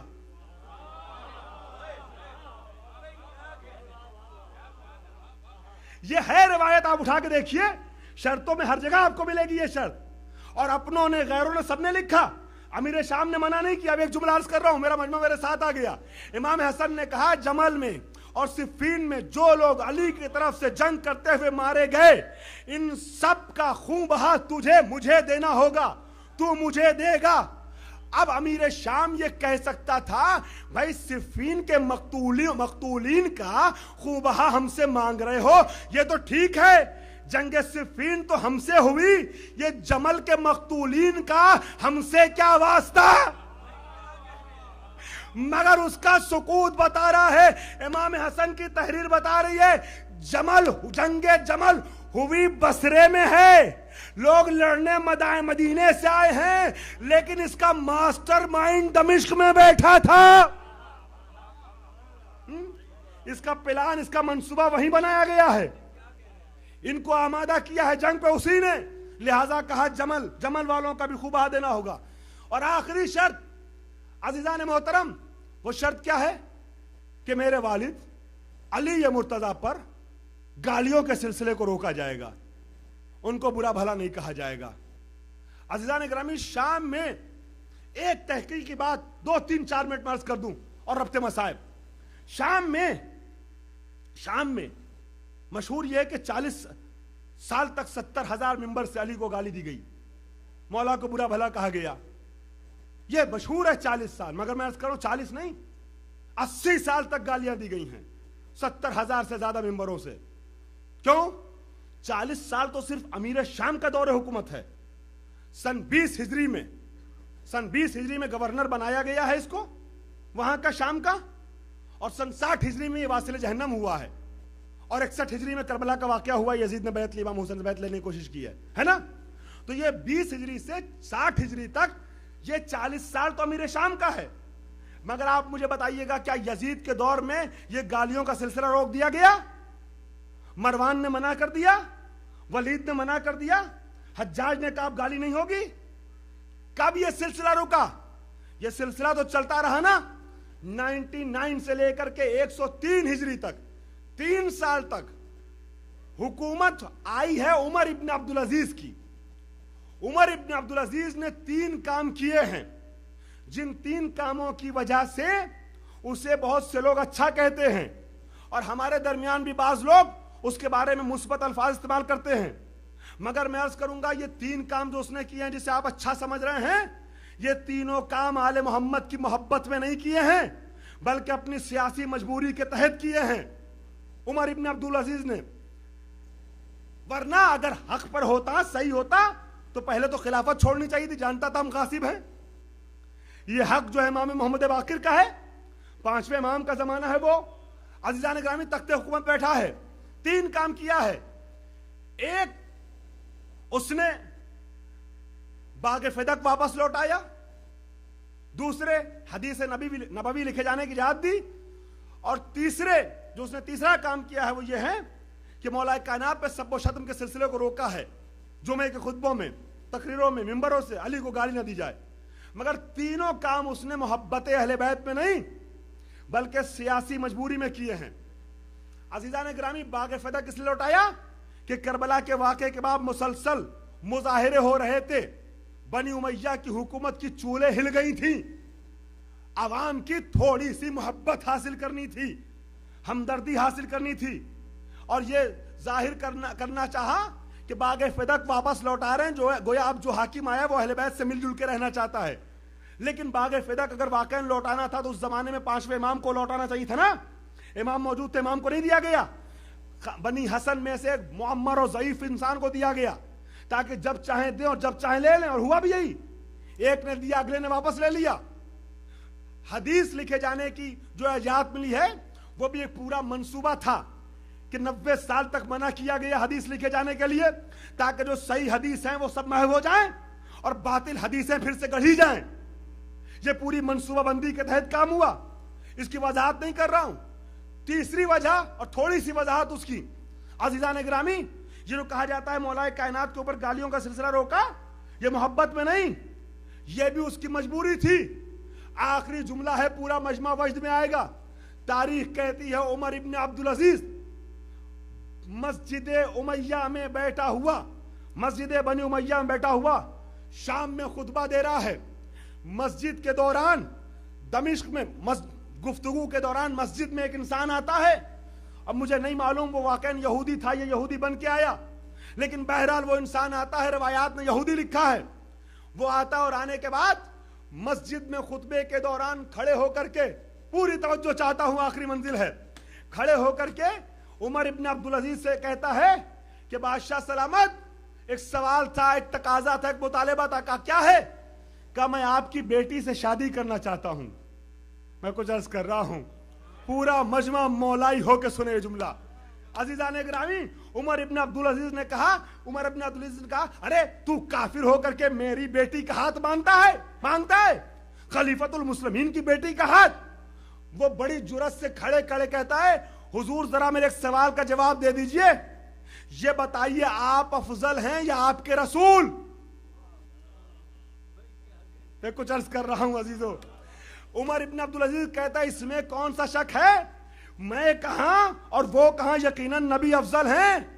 وہ کہتا ہے یہودی, جب آپ کا رسول اپنی بیٹی فاطمہ کی شادی علی جیسے کافر سے کرا سکتے ہیں تو آپ کو اعتراض کیا ہے؟ اب وہ کہتا ہے ممبر سے, تجھ سے کس نے کہا کہ علی کافر تھے؟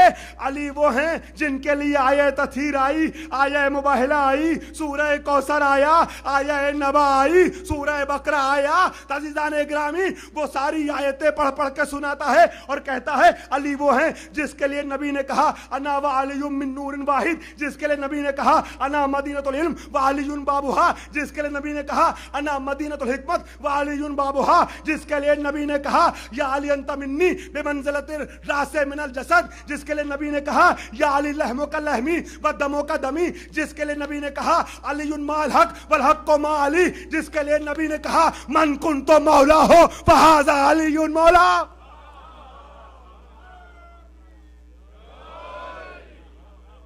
شام کا وہ منبر جو 80 سال تک علی کی مذمت کا, سب و شتم کا مرکز تھا, آج کے بعد سے علی کی مدح خوانی کا مرکز بن گیا.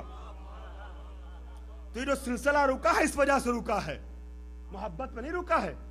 عزیزان گرامی, حسن نے جو 7ویں اور آخری شرط لکھی تھی یہی تھی کہ علی پر سب و شتم کے سلسلے کو روکا جائے.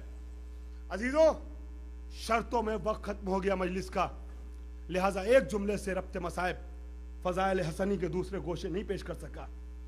अजीज़ान मोहतरम, मगर ज़रूरी समझा था कि इन शर्तों को और असबाब को पेश किया जाए। यह आपकी हुस्न समात है कि आपने एक तहकीकी गुफ्तगू को मजलिस के तरीके से सुन लिया। अजीज़ान मोहतरम, तो यह है हसन का किरदार कि हसन ने उस सुलह के जरिए से करबला के लिए ज़मीना फराहम किया है। अजीज़ान मोहतरम, सबके अलग अलग काम थे।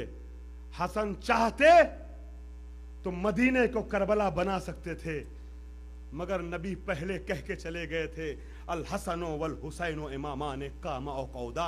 चाहे जंग करें चाहे सुलह करें, दोनों इमाम हैं। एक ने सुलह किया और दूसरे ने क़याम किया, और दोनों ने अलग अलग काम करके बताया, जो ये कर रहे हैं वो भी नबी की मर्जी है, जो वो कर रहे हैं वो भी नबी की मर्जी है।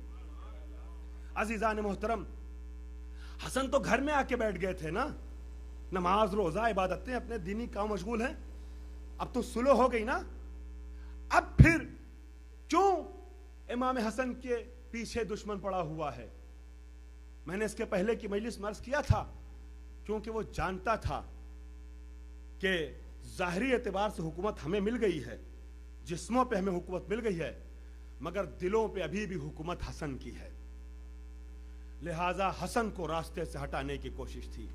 और अजीज़ान गिरामी, दर्दनाक रिवायत है, शेख अब्बास कुम्मी रहमतुल्लाह अलैह ने अपनी किताब में मुंतहल अमाल की दूसरी जिल्द में, पहली जिल्द में जिक्र हसन को बयान करते हुए इस रिवायत को तहरीर किया है। अमीर शाम ने जोदा बिनते अशस इब्न कैस किंदी खारजी, अजीज़ान गिरामी, उसके पास जहर भिजवाया था इमाम हसन को शहीद करने के लिए, और उसको ये लालच दी थी कि तुम हसन को शहीद कर दो तो फिर हम तुम्हारी शादी अपने बेटे यजीद से कर देंगे। लेकिन उसको यजीद नहीं मिला, ये तो आपको पता है। उसने इस लालच में इमाम हसन को जहर दिया। लेकिन जानते हैं ये जहर कौन सा जहर था? अज़ादारों, मैंने अर्ज किया इसके पहले एक बार इशारा किया कि मसाइब सुनने की चीज नहीं है, मसाइब तसव्वुर की चीज है। इंसान अगर एहसास कर ले तो यकीनन बेचैन हो जाता है। ये दास्तान ही ऐसी हैं, वाकयात ही ऐसे हैं करबला के और करबला वालों के और नबी के घर वालों के। अजीज़ान मोहतरम, ये जहर कौन सा था? शेख अब्बास कुम्मी तहरीर करते हैं, मैंने उनकी किताब में रिवायत पढ़ी कि यह आम जहर नहीं था, यह कोई खास जहर था। अमीर शाम ने रूम से जहर मंगवाया था। इमाम हसन को जहर देने के लिए जो पुड़िया भेजी थी जोधा बिनत अशस के पास, वो रोम से आया हुआ जहर था उसमें। अज़ीज़ान गिरामी, क्यों रोम से मंगाया था जानते हैं? इस जहर की तासीर यह थी कि जहर खाने वाला फौरन मर नहीं जाता, बल्कि कई दिनों तक तड़पता रहता है। यही वजह है कि हसन को जब जहर दिया गया ना, तो उसके बाद इमाम हसन 40 रोज तक बिस्तर पे करवटें बदलते रहे, तड़पते रहे, बिस्तर पे बेचैन। 40 दिन तक इमाम हसन तड़पते रहे उस जहर की अजियत से। और अज़ादारों, अब एक मौका ऐसा आता है कि हसन को महसूस हो गया कि अब हमारा आखिरी वक्त आ गया। हसन ने उम्मे फरवा को बुलाया, कासिम को बुलाया, वसीयतें की, वो तावीज़ का वाकया सामने आया। अल्लाहु अकबर। इमाम हुसैन को बुलाया, असरार इमामत मुंतकिल किए, और तारीख कहती है कि इमाम हसन ने एक मर्तबा कहा, भैया अब मुझे लगता है कि जैसे मैं ज्यादा रहने वाला नहीं हूं, जिगर के टुकड़े टुकड़े हो रहे हैं। हुसैन को, हसन को खून की उल्टी होने लगी। अल्लाह अकबर। जल्दी से दौड़ करके जनाब उम्मे फरमा तश लाती हैं, तश रखा जाता है। हसन के जिगर के 72 टुकड़े तश्त में गिरते हैं। जिगर कटने लगता है, कट कट करके बाहर आता है। 72 टुकड़े गिरते हैं। अजब नहीं हुसैन ने आवाज दी हो, भैया आज आपके जिगर के 72 टुकड़े गिरे हैं तश में, मैं भी दश्ते नैनवा में अपने 72 टुकड़ों को कुर्बान करूंगा। अजरुक वल्लाह। हुसैन ने जनाजा तैयार किया। हसन का जनाजा तैयार करने के बाद एक जुमला और करबला की तरफ आपको लेके जा रहा हूं। अल्लाह अकबर। پھر مجلس ختم کر دوں گا. تاریخ کہتی ہے کہ جنازہ تیار کیا, چاہتے ہیں کہ نبی کے پہلو میں حسن کو دفن کر دیں, مگر ظالموں نے, نبی کا کلمہ پڑھنے والوں نے نبی کے نواسے کو دفن نہیں ہونے دیا. اور عزیزان اکرامی, کچھ اور لوگوں کا بھی نام بتایا جاتا ہے, خواتین میں سے بھی. یہ لوگ آمادہ ہو گئے حسین سے لڑائی کے لیے, اور نیزے اور تیر لے کر کے آ گئے. اور تاریخ یہ کہتی ہے جنازہ حسن کا جو رکھا تھا نا, اس پہ تیر برسائے گئے. میرا حسین بار بار کہہ رہا ہے خدا کے لیے تیر نہ برساؤ, خدا کے لیے تیر نہ برساؤ. میں اپنے بھائی کو لے کے جا رہا ہوں, مگر نبی کے پہلو میں دفن نہیں ہونے دیا گیا. 7 روایات کہتی ہے کہ حسن کے تابوت میں 7 تیر آ کے پیوست ہو گئے. 7 تیر حسن کے تابوت میں آ کے پیوست ہوئے. یہ خبر گھر میں زینب کو مل گئی. جیسے ہی زینب کو پتا چلا نا کہ حسن کے جنازے میں تیر پیوست ہو گئے, میری شہزادی برداشت نہ کر سکی, ایک بار چیخ کے بولی عباس, اور بے ہوش ہو گئی. اللہ اکبر. زینب بے ہوش ہو گئی. عباس آئے, اور آنے کے بعد عباس نے وجہ بتائی. شہزادی زینب کو ہوش آیا. کہا شہزادی میں نے تلوار کھینچنا تو چاہا, مگر کیا کروں, آقا نے منع کر دیا. عباس کربلا نہیں آئی ہے. اللہ اکبر. میں کہوں گا بی بی آپ نے دیکھا نہیں تھا, آپ نے صرف سنا تھا کہ حسن کے جنازے میں تیر پیوست ہو گئے, اور آپ برداشت نہ کر سکی, بے ہوش ہو گئی. ارے کربلا میں حسین کو تیروں کے درمیان کیسے دیکھا, وہ جگر کہاں سے لائی. اجرکم اللہ. آپ کی آواز گریہ بلند ہو گئی. ایک جملہ پڑھ رہا ہوں. تاریخ کہتی ہے کہ حسین جب یہ آواز سن چکے, اے نفس مطمئنہ پلٹا, جوہر صبر دکھا دے, اور حسین نے کھچی ہوئی تلوار نیام میں رکھا نا, تو ہر طرف سے تیر بارانی شروع ہوئی, اینٹ اور پتھر برسائے گئے, نیزوں اور تلواروں سے حملہ ہوا.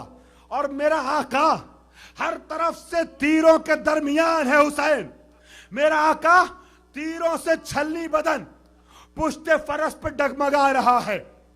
علماء کہتے ہیں, خطبہ کہتے ہیں کہ حسین ڈگمگا رہے ہیں, کبھی ادھر کبھی ادھر. مگر عزاداروں ایک جملہ کہنا چاہوں گا, یہ حسین پشت فرس پہ ڈگمگا نہیں رہے ہیں. روایت کے الفاظ ہیں, قیامت کی منزل پہ لے آیا آپ کو.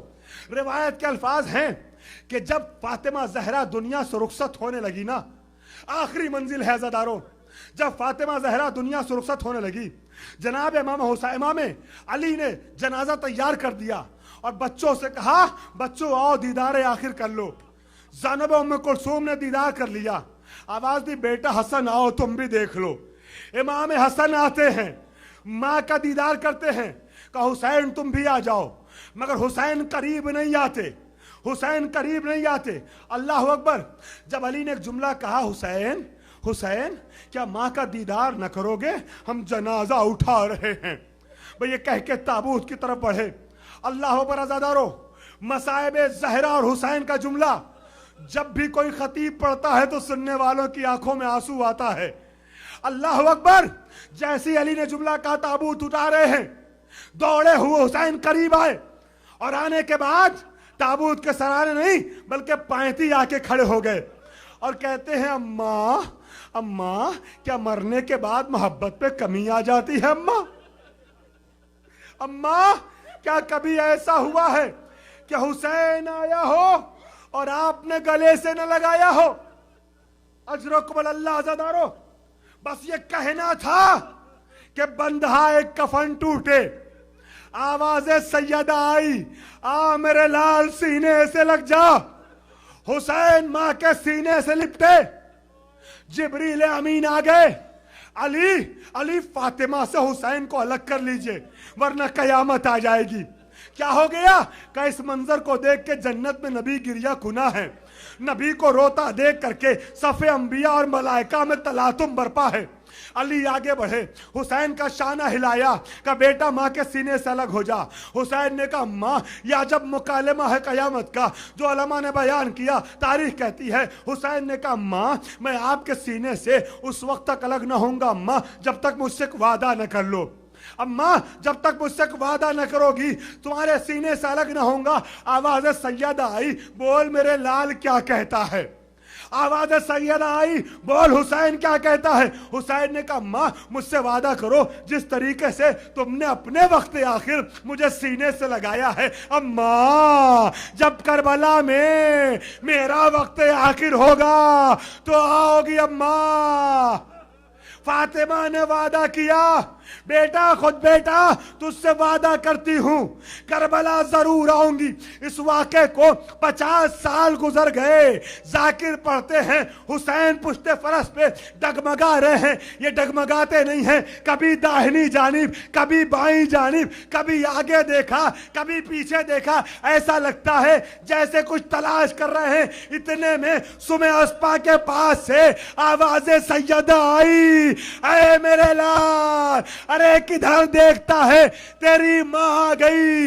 अरे गजब हो गया। हुसैन आगोशे सैयदा में आए, शिमर का खंजर चला। हुसैन दुनिया से रुखसत हो गए। अल्लाह अकबर। फातिमा के दोनों बच्चे मारे गए। एक का जनाजा मदीने में बेबसी में उठा, तीर बरसाए गए। दूसरे का जनाजा ज़ैनब ने करबला में उठाया, हाथों पे बुलंद किया, अल्लाहुम्मा तकब्बल मिन्ना हाज़ल कुर्बान।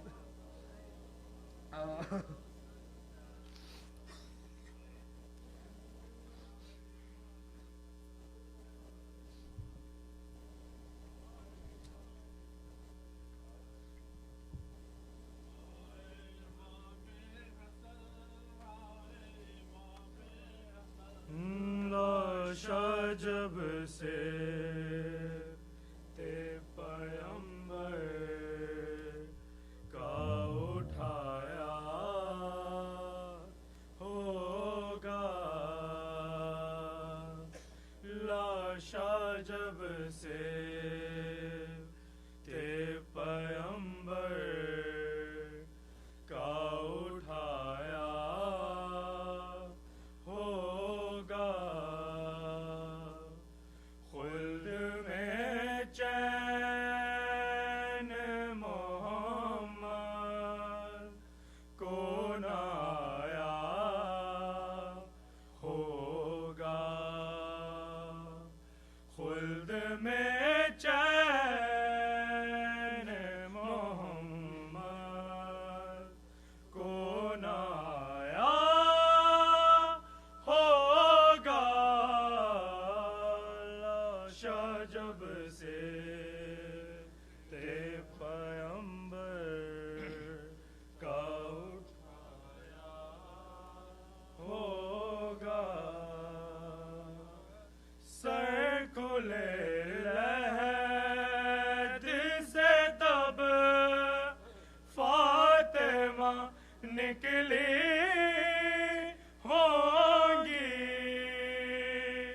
सर खुले लहद से तब फातिमा निकली होंगी, ज़र जोदा ने जो शबर को पिलाया होगा,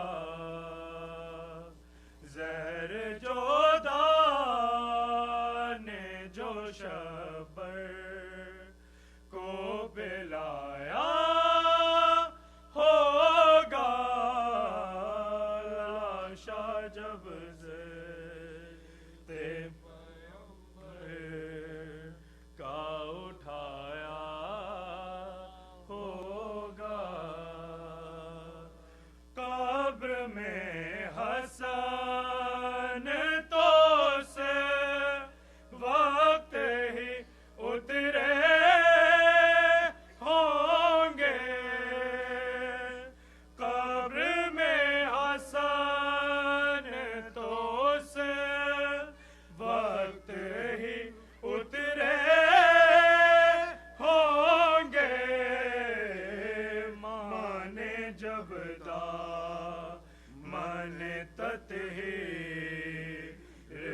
बिछाया होगा।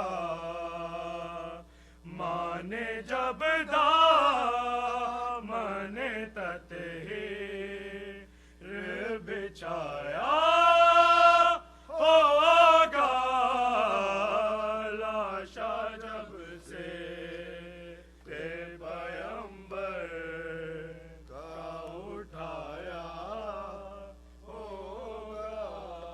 या हुसैन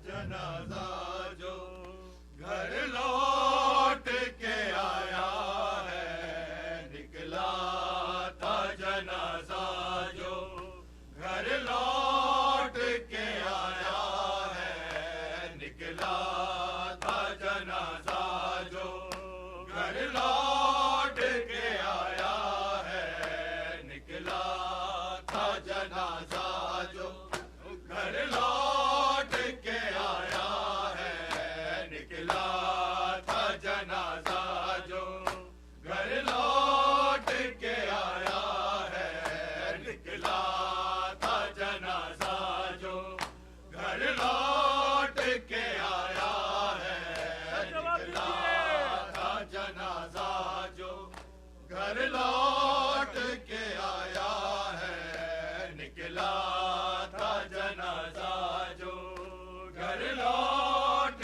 के आया है, निकला था जनाजा जो घर लौट के आया है।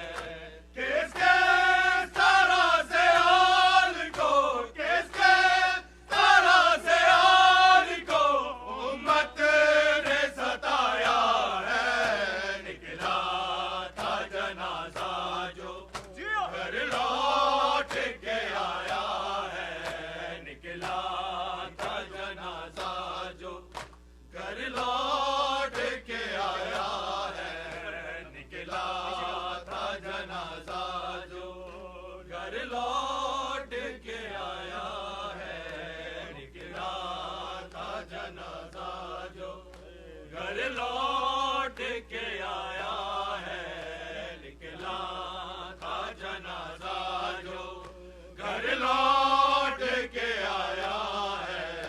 किसके तरह से हाल को, किसके तरह से हाल को उम्मत ने सताया है, निकला था जनाजा जो घर लौट के आया है, निकला था जनाजा जो घर लौट के आया है, निकला था जनाजा जो घर लौट के आया है, निकला था जनाजा जो घर लौट के आया है, निकला था जनाजा जो घर लौट के आया है, निकला था जनाजा जो घर लौट के आया है, निकला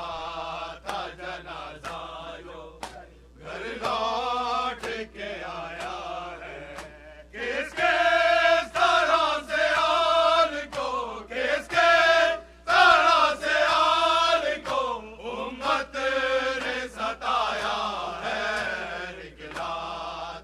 जनाजा जो घर लौट के आया है, निकला था जनाजा जो घर लौट के आया है, निकला था जनाजा जो घर लौट के आया है, निकला था जनाजा जो घर लौट के आया है।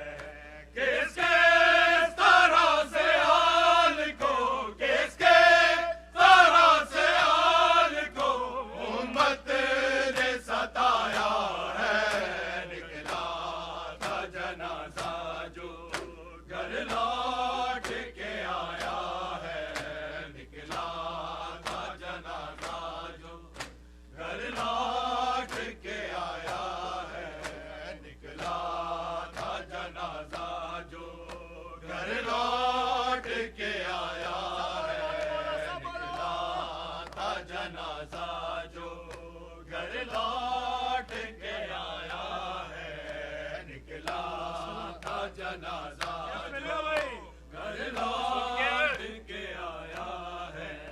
हाय ज़हर ने टुकड़े किए शबर के जिगर के, हाय ज़हर ने टुकड़े किए शबर के जिगर के, हाय तीरों का बादल तो ताबूत पे छाया है, निकला था जनाजा जो घर लौट के आया है, निकला था जनाजा जो घर लौट के आया है, निकला था जनाजा जो घर लौट के आया है, निकला था जनाजा जो घर लौट के आया है, निकला था जनाजा जो घर लौट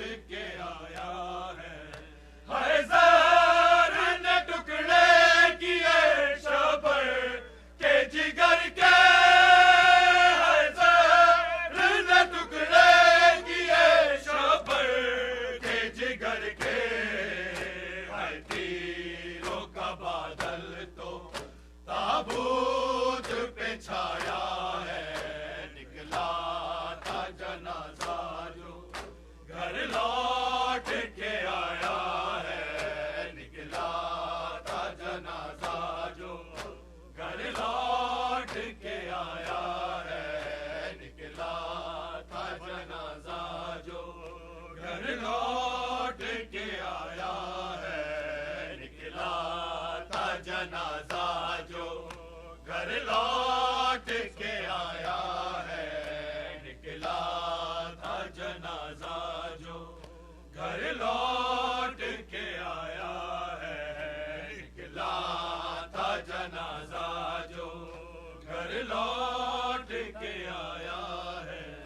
हाय फातह खैबर को ले आए बना कैदी, हाय फातह खैबर को ले आए बना कैदी, हाय बिन्ते मोहम्मद पे दरवाजा गिराया है, निकला था जनाजा जो घर लौट के आया है, निकला था जनाजा जो घर लौट के आया है, निकला था जनाजा जो घर लौट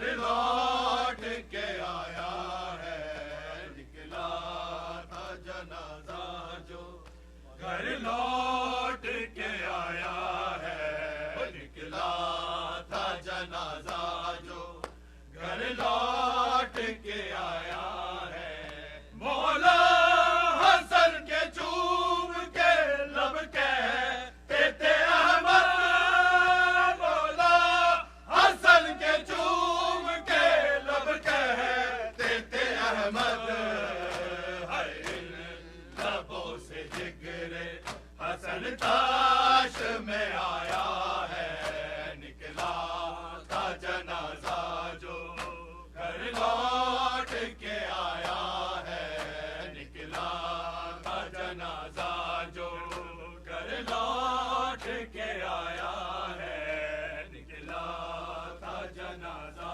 جو گھر لوٹ کے آیا ہے نکلا تھا جنازہ جو گھر لوٹ کے آیا ہے کس کے ستاروں سے آل کو کس کے ستاروں سے آل کو امت نے ستایا ہے نکلا تھا جنازہ جو گھر لوٹ کے آیا ہے نکلا تھا جنازہ جو گھر لوٹ کے آیا ہے نکلا تھا جنازہ جو گھر لوٹ کے آیا ہے اے زہر نے ٹکڑے کیے شابر کے جگر کے اے زہر نے ٹکڑے کیے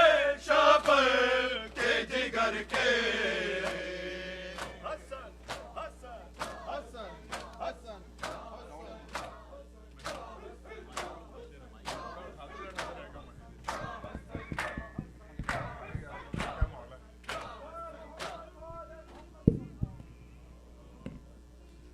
متوجہ اظہار السلام علیکم عبداللہ السلام علیکم رسول اللہ السلام علیکم وعلی جدک و ابیک السلام علیکم وعلی امک و اخیک السلام علیکم ورحمۃ اللہ وبرکاتہ السلام علیکم یا غریب الغرباء السلام علیکم یا معین الضعفاء